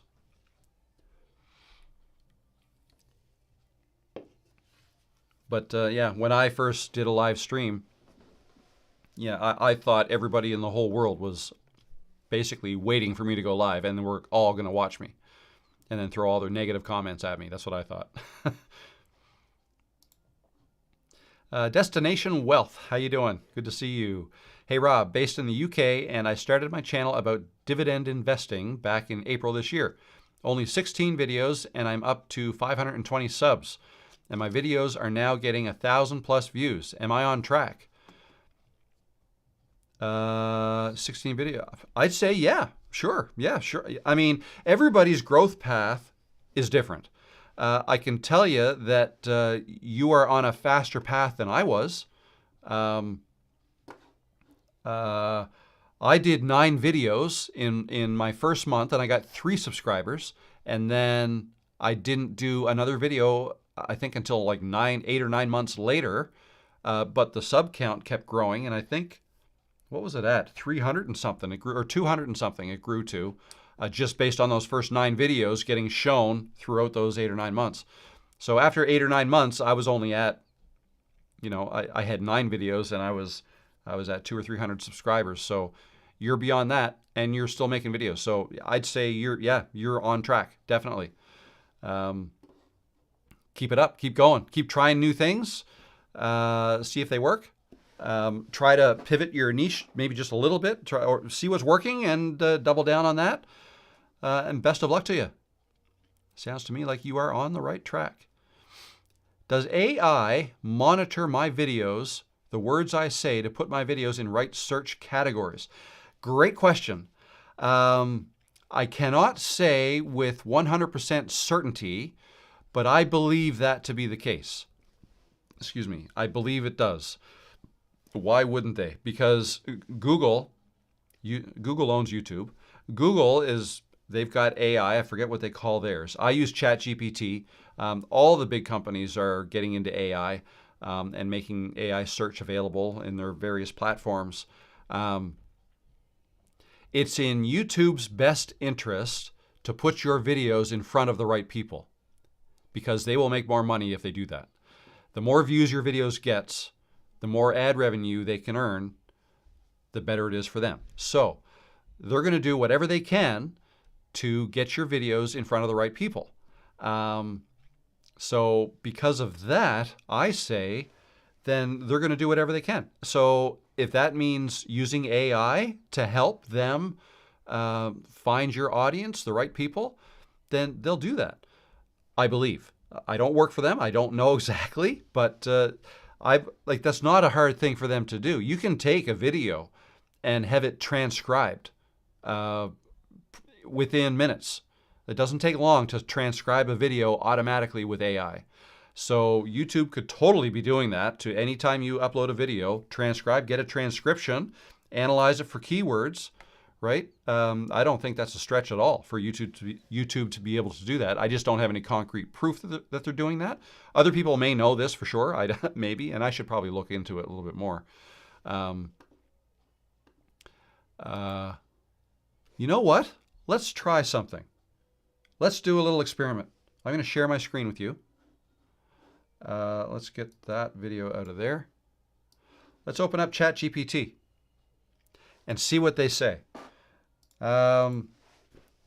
Okay, I always have to put some thought into the question I'm going to ask, but I'm going to say, okay, when I make a video for my YouTube channel and upload it, does YouTube use AI tools like transcription? I might not even be, where is this? To get the transcript from the video to help identify keywords in order to help them put my videos in front of the right people. Let's see what they say. Hit enter. Yes. YouTube uses AI tools including automatic transcription and speech recognition to analyze the content of your videos. Here's how it works and how it helps with your videos. Automatic transcription. YouTube generates captions for your video using speech recognition technology. These captions are not only available for viewers, but also help YouTube understand the spoken content of your video. Keyword analysis. The AI scans your video's transcription to identify keywords and phrases that describe the video content. These keywords are then used to match your video with relevant search queries and viewer interests. Wow. Contextual understanding. Beyond just keywords, YouTube's AI tries to understand the overall context and topic of your video by analyzing the transcription, your title, description, tags, and thumbnail. Search and discovery. The data gathered from transcription along with engagement metrics, likes, comments, watch time, helps YouTube recommend your video to the right audience through search results, suggested videos, and the homepage. How can you help the AI? You can optimize this process by speaking clearly, using keywords naturally, customizing captions, okay, optimizing metadata, like title, description, tags. There you go. Cool. I don't know why I didn't ask that of ChatGPT sooner. So, yeah, they do. And let this be, I guess, some advice to you guys as well. If ever you have any questions and you don't have anybody to answer them for you right away, if you just open up ChatGPT and ask the question, you have to put some thought into how to ask the right question so you get the right answer. Yeah, if you can get good at phrasing the right questions to ChatGPT, they'll give you some amazing answers. Like, this is awesome. I don't know why I didn't ask that more often. I might make a video about this. See, this is how I get ideas for videos. Just talking to you guys. Thank you. There you go. I hope that helped, Alan. Daydreams. Hi, everyone. Happy holidays.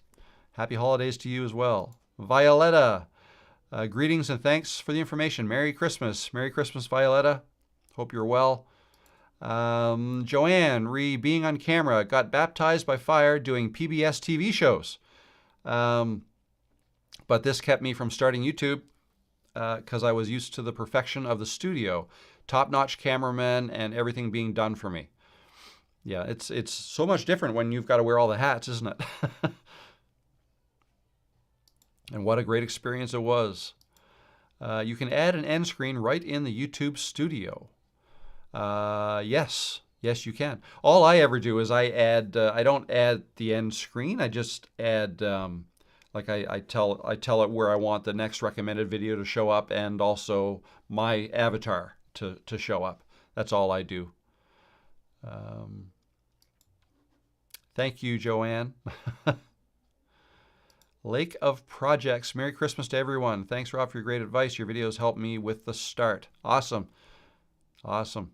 Good luck to you. Kate Does Nature. How you doing, Kate? I enjoy your lives, Rob. I always leave feeling inspired, almost enough to have the courage to record my first video. Merry Christmas and all the best for 2025. Merry Christmas and all the best to you too, Kate. And do it. Record your first video. January 1st, post it. That's my challenge to you. You can do it. And have fun with it. Daydreams. I recently stopped asking people to like and subscribe, and 2 videos ago, I gained 36 new subs. I never felt good about asking. There you go. There's proof that you don't have to ask. I'm not interesting enough for my mother to watch every video. All right, Daniel. Well, yeah, most of us aren't. But yeah, perhaps she's not the ideal audience for you anyways. Let YouTube find your audience for you. That's my biggest advice there. Eric says, one of my favorite channels ask at the very end of the video, if you liked this video, click the subscribe button. It doesn't cost you a dime. And that's true. And that could be part of their branding too. If that's what they get, if that's what they always say at the end, it becomes part of their branding. Like Brian G. Johnson I had on last Monday. He usually says, if you like this, subscribe to the channel and feed a poodle is what he says. And you know, it's interesting, it's different, but he always says it, and he's become known for it. It's cool. Ray Naturel, hi Rob, love your channel. How do you stay motivated when you feel like a failure at YouTube? I really struggle with being able to talk to the camera. It takes so long to make a video. I feel your pain, I really do. I've been there too. You know, how do you stay motivated? You got to look for other reasons than just growing a channel and looking at numbers like the number of views, number of subscribers, number of likes, the money you make from it. All of that stuff can't be what motivates you, or it could be a long time before you start getting the results that you want. So there has to be something else that motivates you. And for me, I just like it. I like putting content up there. When I make a video and I upload it, I immediately start thinking about the next video, what I'm going to do next, and that's what motivates me. Just I look for holes in the videos that I make. Like, okay, I try to think of my audience. What have I missed? What haven't I posted that my audience probably wants to see me make a video about? I try to figure out what that could be, and then I try to fill those holes. Yeah, that's what motivates me. And the comments, quite honestly, I get a lot of positive comments, and I love reading them, and I answer them all. To me, that's a motivator, right? It means that people are enjoying the content that I'm putting out, and that keeps me going. So I go on to the next one. Now, that's harder when you start. I understand that. Before you have lots of people commenting and liking and subscribing and all the views and all that stuff, you just have to look to the future, I guess is what I did. Just kind of look, like, knowing that, okay, I know I'm on the right track.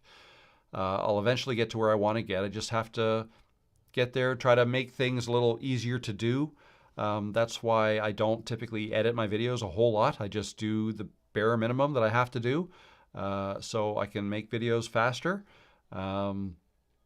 Yeah, so those are some ideas. But yeah, look for other motivation reasons. Maybe just growing your catalog of videos.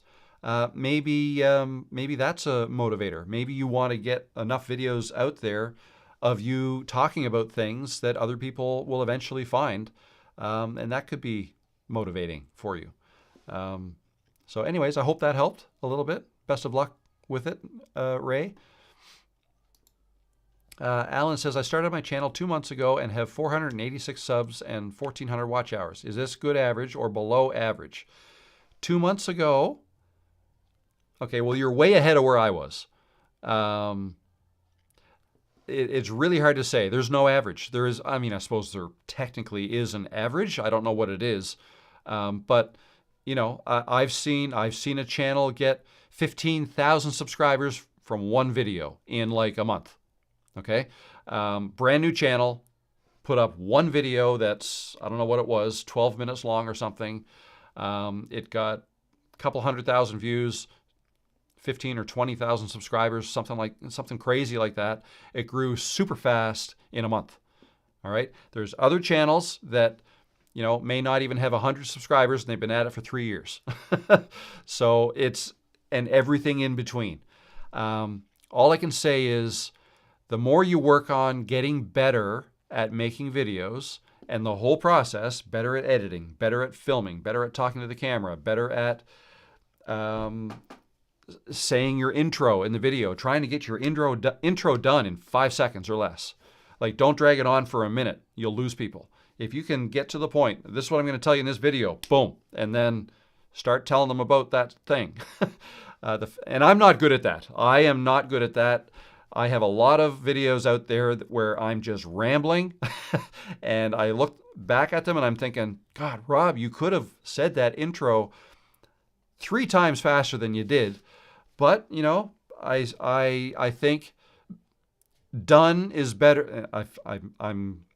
I apologize to whoever first said this. It wasn't me, but done is better than perfect. Okay? Done is better than perfect. So it's done, uploaded, done. I'm moving on to the next one.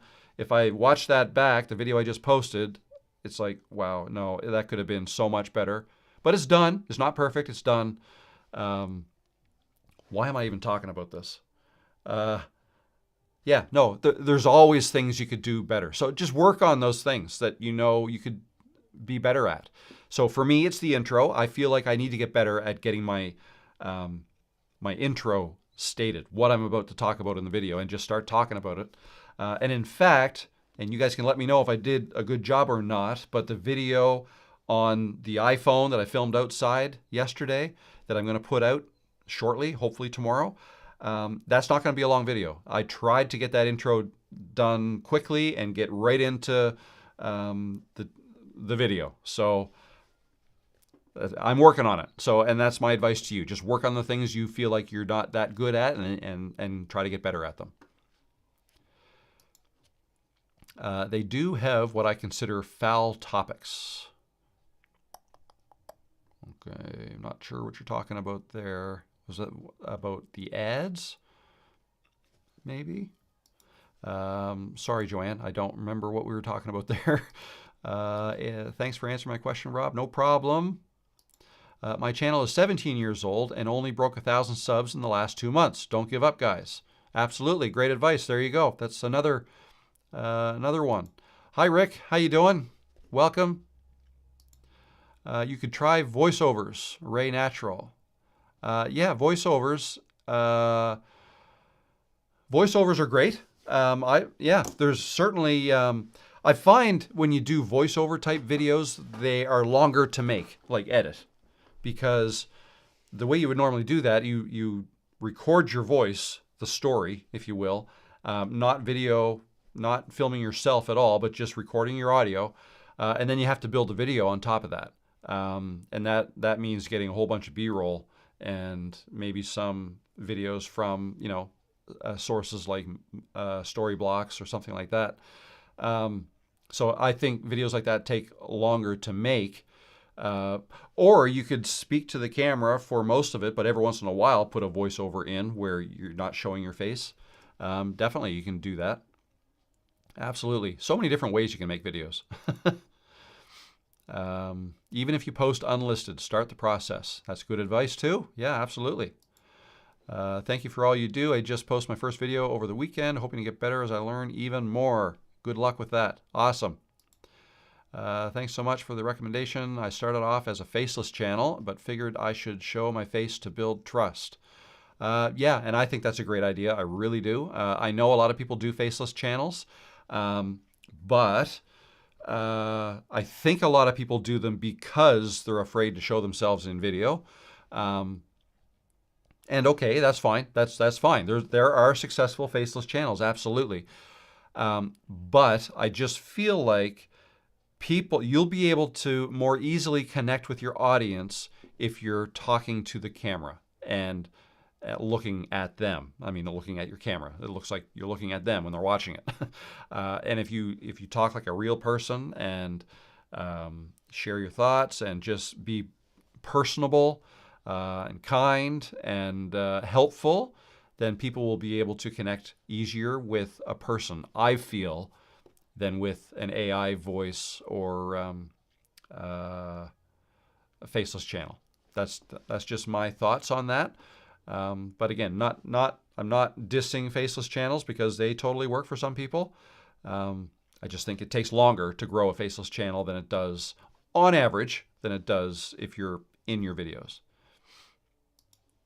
Yes, start something or you will finish nothing. You can do it. That is true.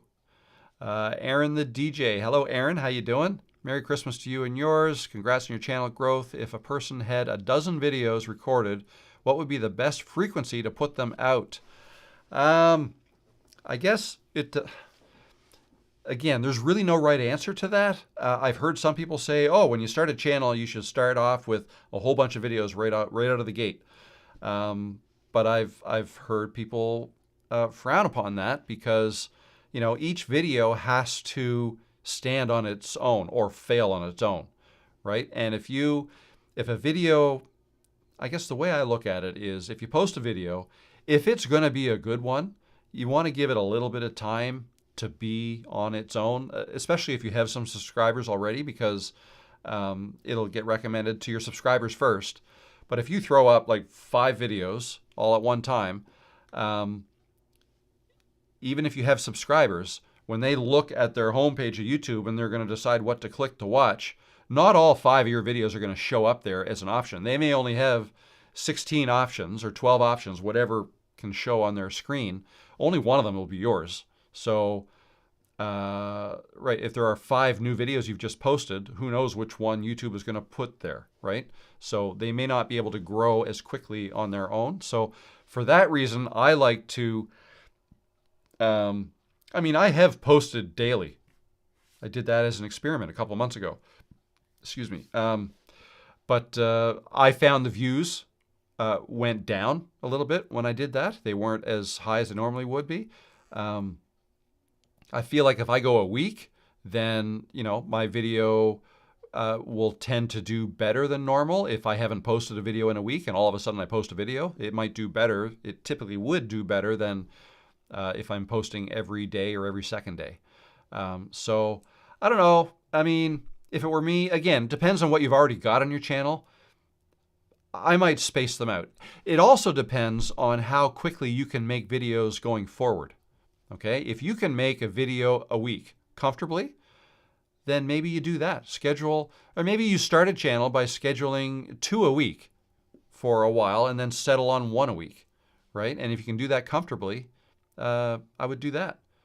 You know, post as often as you can comfortably without overworking yourself. You know, everybody's different too. Some people have full-time jobs. They can only, you know, spend a part of their time on YouTube and do it part-time. But so yeah, everybody's situation is different. Take a little drink here.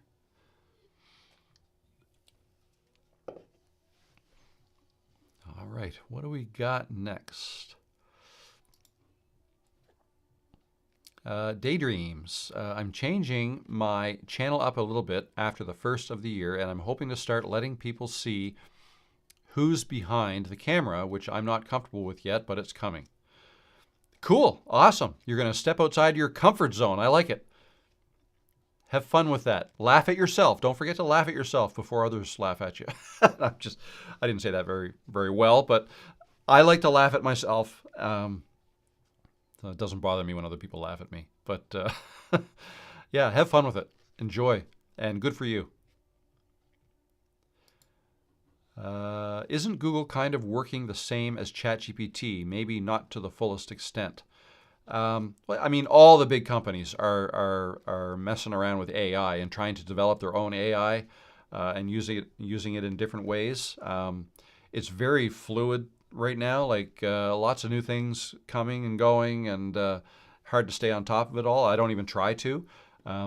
For me right now, I've kind of settled on ChatGPT as, to me, it's still this shiny new object that I haven't even scratched the surface of yet. It'll do, like I just learned something today. Like we did that search together, right? On, what was that? Oh, on YouTube AI.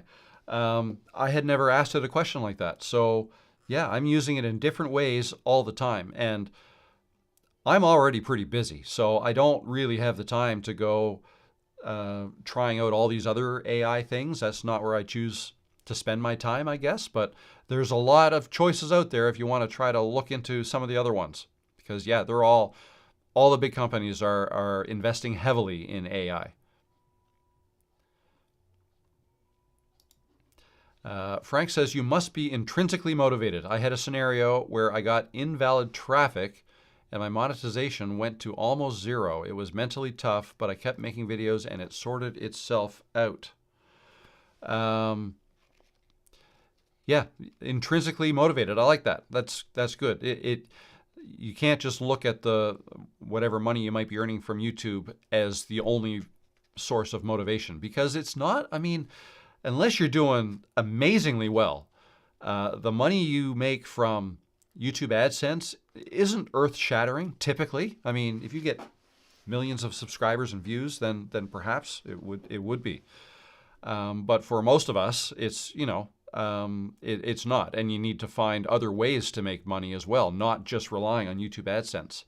I like to think of YouTube as a fantastic lead generator for whatever it is you're doing. Like for whatever business you have going on elsewhere on your website or whatever, then use YouTube to make free stuff for people that help other people, right? And then those people will come in because they like the free videos you're making, because everything on YouTube is free unless you put it behind a membership paywall or whatever. But anyway, yeah, and then eventually you may be able to, some of a small percentage of your subscribers and viewers may eventually want to buy something from you, whatever it is you're selling.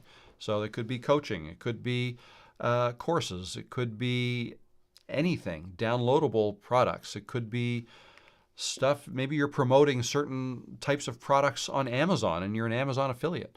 Whatever it is, or maybe t-shirt. Maybe you make t-shirts and sell them on Etsy or Printify or what, things like that. Those are just some ideas, some things that people do to make the real money, and then perhaps they can get more potential customers and clients in through their YouTube channel. So that's what I think is kind of the winning formula, but that's just one way. It's one way. There's so many different ways you can make money online. What was the next one? Thank you so much for answering my questions. It's almost 4 a.m. here and going to bed. 4 a.m. Geez, I'm about an hour away from waking up at 4 a.m. You're worth staying up late to learn. Merry Christmas, or early.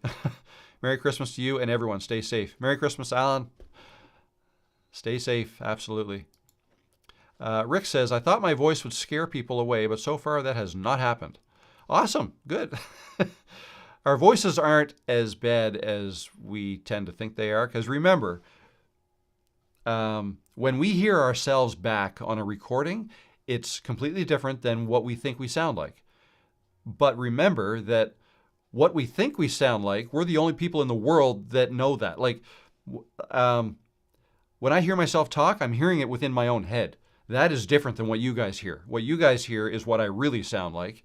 And when I first heard my own voice playing back in a recording, I'm like, wow, I sound like that? Well, yeah, I do. To everybody in the world but me. So that's why we're always our own worst critics, and try to think of it that way. I think it helps to think of it that way anyways. Here's a question from the rural world. How far along should one be in their YouTube journey before pursuing a collaboration with another channel in the same niche? Good question. I'll take a drink and then I'll answer. So, I guess the short answer is it depends. So I did this. I reached out. I made a video in the summer or late summer, early fall, where I talked about other creators like myself who were in the same niche as myself, also trying to help people over 40 get into YouTube. And those three people were Alexa Serenoya, Virginia Kerr, and Kevin Colby.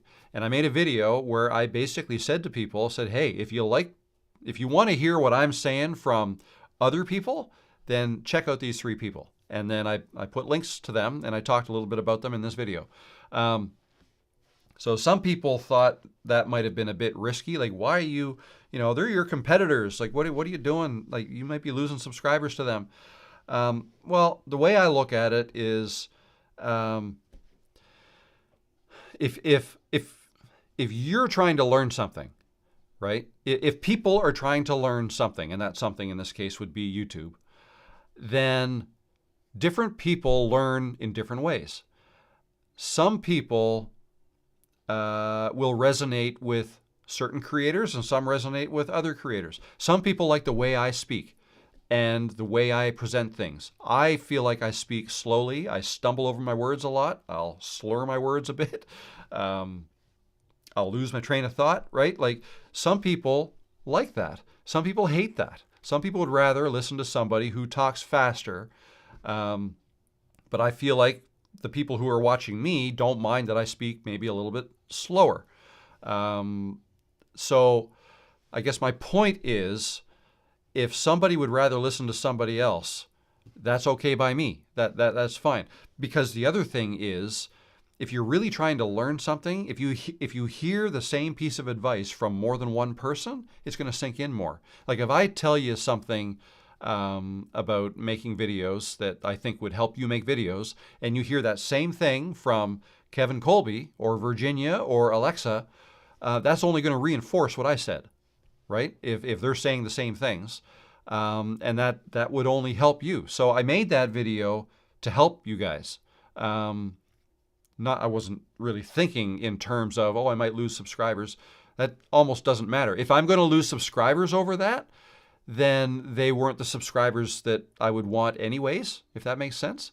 The only people who I want subscribing to me are people that really want to hear me and listen to what I have to say. So I don't want to trick anybody. I don't want to try to, let's say if somebody would rather be listening to Kevin Colby, and I'm thinking, oh crap, if I tell them about Kevin Colby, and I know they're going to like him better, then I'm going to lose a subscriber. Well, no, that's not going to help me. That's not a subscriber I would want then anyways, because if they don't like listening to me, then, they're not going to watch my videos for very long anyways, and they're going to hurt my stats by sticking around. So anyways, that's another tangent, I know. Your question was, how far along should one be in their YouTube journey before... Okay, so for me, my channel didn't really take off until June, and July, really, of this past year. And it was within 2 months that I made that video and talked to those 3 people. And then I ended up chatting with those 3 people through comments. And then I ended up reaching out to 2 of them so far. And 2 of them were I think they were my first 2. Yeah, my first 2 special guests on my podcast live streams. And that was fun. So again, I'm teaming up with these people, Alexa and Kevin in this case, to bring you guys more value, hopefully. And the whole point of all this is to build trust and to try to help you guys. And then who knows, somewhere down the line, we might be able to help each other. Some of you guys, your channels may far surpass what I'm doing. And maybe you'll have me on your show in the future, right? Like, you just don't know where all this is going. But I do not look at other creators in my niche as competitors at all. So I don't think there's a right answer to your question in terms of how far along one should be. I guess the further along you are, the more success you might have in getting people to agree to do some sort of collaboration with you. I may not reach out to somebody who's way far ahead of me because I might just, they may not be interested in coming on my show, but who knows? Like, again, I reached out to Brian G. Johnson for last week's show. His channel is far greater in subscribers than mine. I think he's got 165,000 subscribers to my 30,000, right? His channel is a whole lot bigger than mine, and he's been at it for like 7, 8, 9 years, 8 years. 2016, I think, is when he started. So a long time. I was very pleasantly surprised when he answered my email, is how I reached out to him. and he came on the show, and it was awesome. So yeah, try. Nothing bad will happen if you reach out to people, and the answer is no, or maybe the answer is maybe another time or whatever. But yeah, give it a shot, and good luck to you. Also, for me, talking to my GoPro when I make videos took a while to get used to. Yeah, that would take a while. It just does. It's because none of this is natural. All of this is new. But the more you do it, the easier it will become. That's what I can say about that. Mustang, totally forgot about the show today. I will watch on replay later. Merry Christmas, everyone. No problem. Merry Christmas. I threw a little bit of a curveball because I don't usually do this on Mondays. Usually this is Tuesdays, but there is no live stream tomorrow, just so you guys know. Tomorrow I'm doing Christmas Eve with the family. So family and friends visiting and all that stuff. Thank you, Rob. Merry Christmas and Happy New Year to everyone. I hope everyone has a great year in 2025. And I do too. Merry Christmas, rural world. I hope I was able to help. And yeah, Merry Christmas, Happy New Year to you too. So I've reached the end of the chat, and we have been live for 2 hours and 5 minutes. How's that? Anybody have any other questions? If so, I will answer them. But if not, we can stick a fork in this right now and be done if you want. Where are we at? There's still 39 of you sticking around, so thank you for that. And yeah, hey, thanks for everything this year. I hope you like these live streams. I have fun doing them, and as long as people keep coming around to watch them, I'll keep doing them.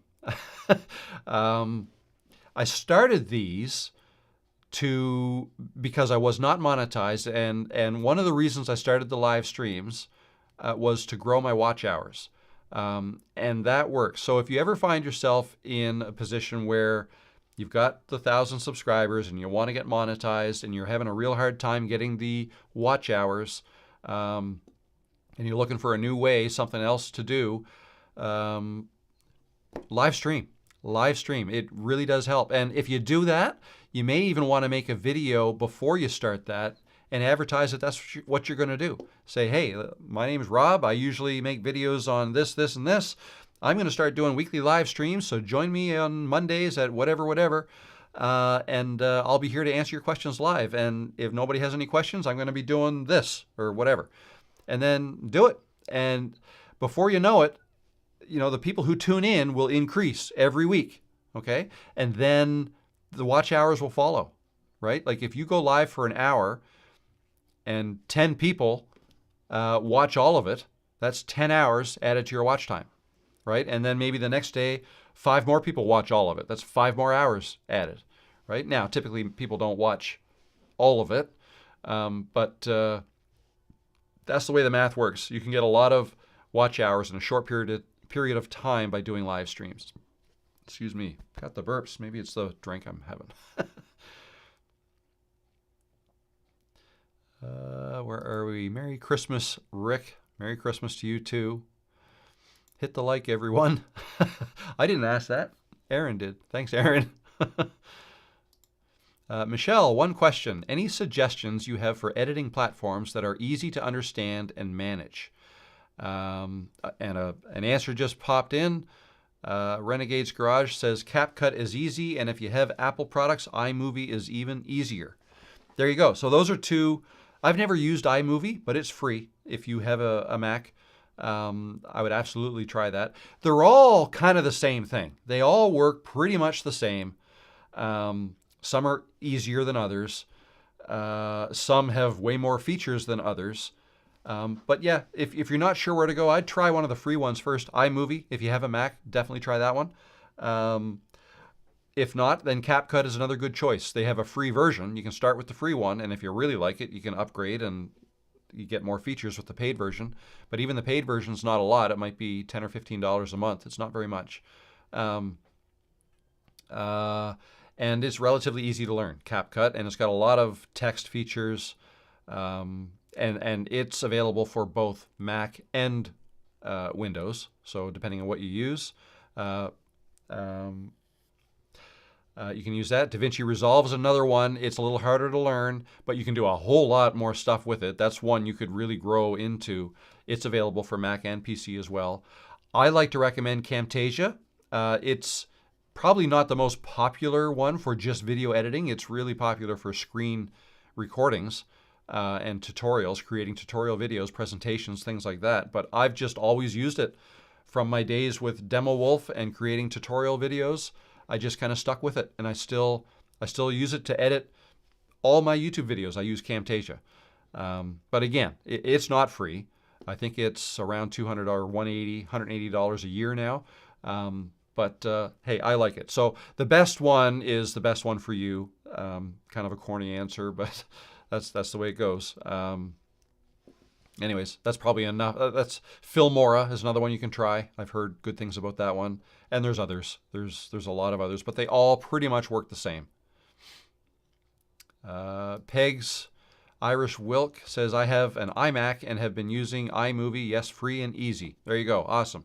I should try that. I mean, I was a PC user my whole life, and it was less than 2 years ago I switched to a Mac, but I've never tried iMovie. I never had the option when I was on a PC, and I was well into using Camtasia and a little CapCut and a little DaVinci Resolve. But I'm going to look at iMovie at some point soon. Just see how easy it is. No problem, Michelle. Good luck with it. No problem, Joanne. Happy holidays to you as well. I was going to ask if they had a free version of that one. Which one is that one? CapCut has a free version. iMovie is free. Final Cut Pro is another one for Mac. It is not free, but it's like the Cadillac for a Mac, I believe. Kind of on par with Premiere Pro, but that's for Mac or PC. And then DaVinci Resolve. But I think a lot of people move from Final Cut Pro and Premiere to DaVinci Resolve. Mostly for their color grading, I believe. But I find that very difficult. Like it's a lot of science going on there. Like DaVinci Resolve is very powerful. But it can do so much more than I will ever need it to do. So that's that. But I do have a copy of it. I bought it. I bought the paid version. It also has a free version, by the way, DaVinci Resolve.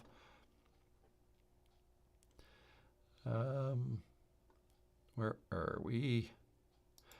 Scott, Flying Spanners. Hello, Scott. How you doing? Caught your live a bit late. Enjoying your content recently. Thanks. Keep it coming. 100%, I will. Thanks for tuning in. Barb's still sticking around, or did you leave for a bit? Because you were here at the beginning over 2 hours ago. Awesome. Any thoughts on software that allows me to make a live stream that lasts 24 hours or indefinitely? I like the channels that do live videos of music, dog walks, etc. that go on and on. I'm going to have to look into that. I don't see why not. I mean, I don't know if there is. I mean, I don't know why you couldn't use Ecamm for that. You'd have to leave your computer on for the whole time it's on, I suppose. And if you want to do an indefinite live stream, you'd probably need a dedicated computer for that. I would imagine at some point you'd want to reset the computer though. So I don't know about that. But for 24 hours, the longest one I've ever done is a little over 4 hours. I've toyed with the idea. Actually, I mentioned it to my son. What do you think people would think if I just did like a 24-hour live stream where I kind of came and went and you could see what I do in 24 hours? Like I don't know. That would be, that would be taxing on the camera, I would think. Well, I could switch out my cameras, I suppose. I don't know. I don't know who would tune into that, but or certainly nobody for all 24 hours. But just as a fun experiment, I thought about doing that. Do a 24-hour live stream. So who knows? Something I might look into for the new year. I don't know what the point of it would be. Well, just so you can see what I do, and I would not be filling every second or every minute with verbiage. Like I wouldn't be talking like this the whole time. I wouldn't be able to do that. And I'd have to take breaks, like have to go to the bathroom every once in a while. I'd have to get something to eat, drink. But it might be fun. I'd come back in here, you'd see me edit a video. I'd probably have it set up so it can switch cameras automatically. You can do that with the A10 Mini. Anyways, I'm just talking to myself now. Live streaming is so much fun. Like having a party, but you don't have to clean and cook for everyone. Yeah, that's a good way to look at it. The one you said you use. Ecamm Live. Wait now. No, Camtasia. Sorry, we were talking about video editing. I use Camtasia. There is not a free version, but there is a free trial. I think they have a 7-day free trial. Maybe it's 14 days. I think it's 7. So you can download it and try it. See if you like it. I love it. One of the things that I don't know why it's so difficult on the other platforms is animations. Like animating a full screen down into the corner, right? Or down into a circle mask. Like those types of animations are so easy in Camtasia. You drop an animation arrow onto the clip you want to move around. Or if an object, if you want a ball to fly across the screen, drop an animation arrow down and you just change the properties from the beginning to the end of the arrow and it'll animate. Easy. It's just, I find it so much more difficult with like DaVinci Resolve or any of the other ones really, where you have to use keyframes. Now, keyframes mean you have a lot more control over what that animation looks like, but it's still, I just find it a lot harder. So that's one of the big things that I like about Camtasia. So there you go. Hit the like button for Rob. Thank you, Joanne. A virtual machine would be good for that. For 24-hour live stream, virtual machine. I don't know too much about those, but I'm going to look into that too. But maybe Barb, you'll beat me to it. You can do a 24-hour live stream first. It has to be your own content to live stream for long periods like that. Okay, there you go. Well, Barb's a musician, so it probably would be her own content. And if I did it, it would just be me doing my thing in my office. I'm not going to play other music. People make Christmas videos with snow falling, etc. that stream for many hours. It has to be content you make, though, not AI, as far as I know. Okay. It's something along the lines of channels like TV for Dogs, etc. Just plays on and on. Recycles. I've heard you need a software for this. Yeah, I don't know.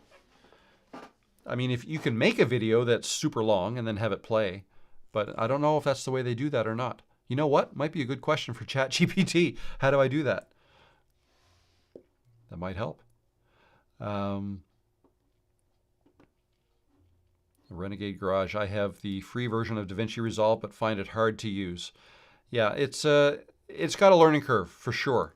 If you want to stick with it, though, there's a lot you can do with it, especially if you ever want to get into some serious color grading, like things like very specific things. Like let's say you like the overall look of a video and you're talking, but you want to make your eyes bluer, for instance. You can do that. You can mask it and then change. You can identify a color and then change that color to another color, and it'll do that throughout the whole video. Like things like that you can do in DaVinci Resolve, and you can just tweak all the colors. The reds aren't sharp enough, make them a little redder. You can do that. You can make the blues bluer. You know, I mean, a lot of it has to do with the quality that you give it, like the video that, so the camera you use, typically if you're using like a 10-bit color camera, like a full sensor, full frame camera, they get expensive, thousands of dollars. But then put that footage into DaVinci Resolve and you can do a lot of stuff with the colors with that. Again, we're talking above my pay grade, so I wouldn't be able to help you with that. I'm happy with the colors I get out of what I do just with Camtasia. But I do a little bit of color grading, but it's very basic what I do. I just add a little saturation, a little bit of brightness maybe, and contrast. That's it. That's all I do. So there you go. Oh, you use the ZV-1. Okay. But ZV-1. That's the new full-frame one, isn't it? If so, yeah. I believe that's a 10-bit camera, 10-bit color, which means you could probably do a lot of stuff with that with DaVinci Resolve. Oh, here we go. The Weezer says YouTube states that they can do 24 hours of live streaming, but they only archive 12 hours or less. Oh, to watch on the replay, I guess? Okay, interesting. Interesting. Yeah, okay. Yeah, you were talking about doing a live stream. Okay, that's good to know. That's good to know. So perhaps I can't do a 24-hour live stream. But Barb was talking about doing live streaming her own stuff. You could probably make a 24-hour video, but that would be super large file size wise, especially if you did it in 4K. Wow. Okay. There we go. I've been on for 2 hours and 20 minutes. I think I better put a peg in this now and stop this. Thank you, everybody, for stopping in today and all of your wonderful questions and your holiday wishes. Thanks for that. And I wish everybody a happy holiday season or a Merry Christmas, Happy Hanukkah, whatever it is you celebrate. I wish you nothing but the best and be safe out there. It's tragic when accidents happen this time of year. It's tragic any time of year, but anyways, just be safe. And I will see you in another video. Hopefully tomorrow morning I'll have a video out, but regardless, I'll be back here live next Tuesday on New Year's Eve. We'll do a live stream then. Okay? That's the next live stream. New Year's Eve, 1 o'clock Eastern. I'll be here live. Have a little mini New Year's party, perhaps. All right, guys. Thanks again. Cheers. Merry Christmas. Talk to you soon.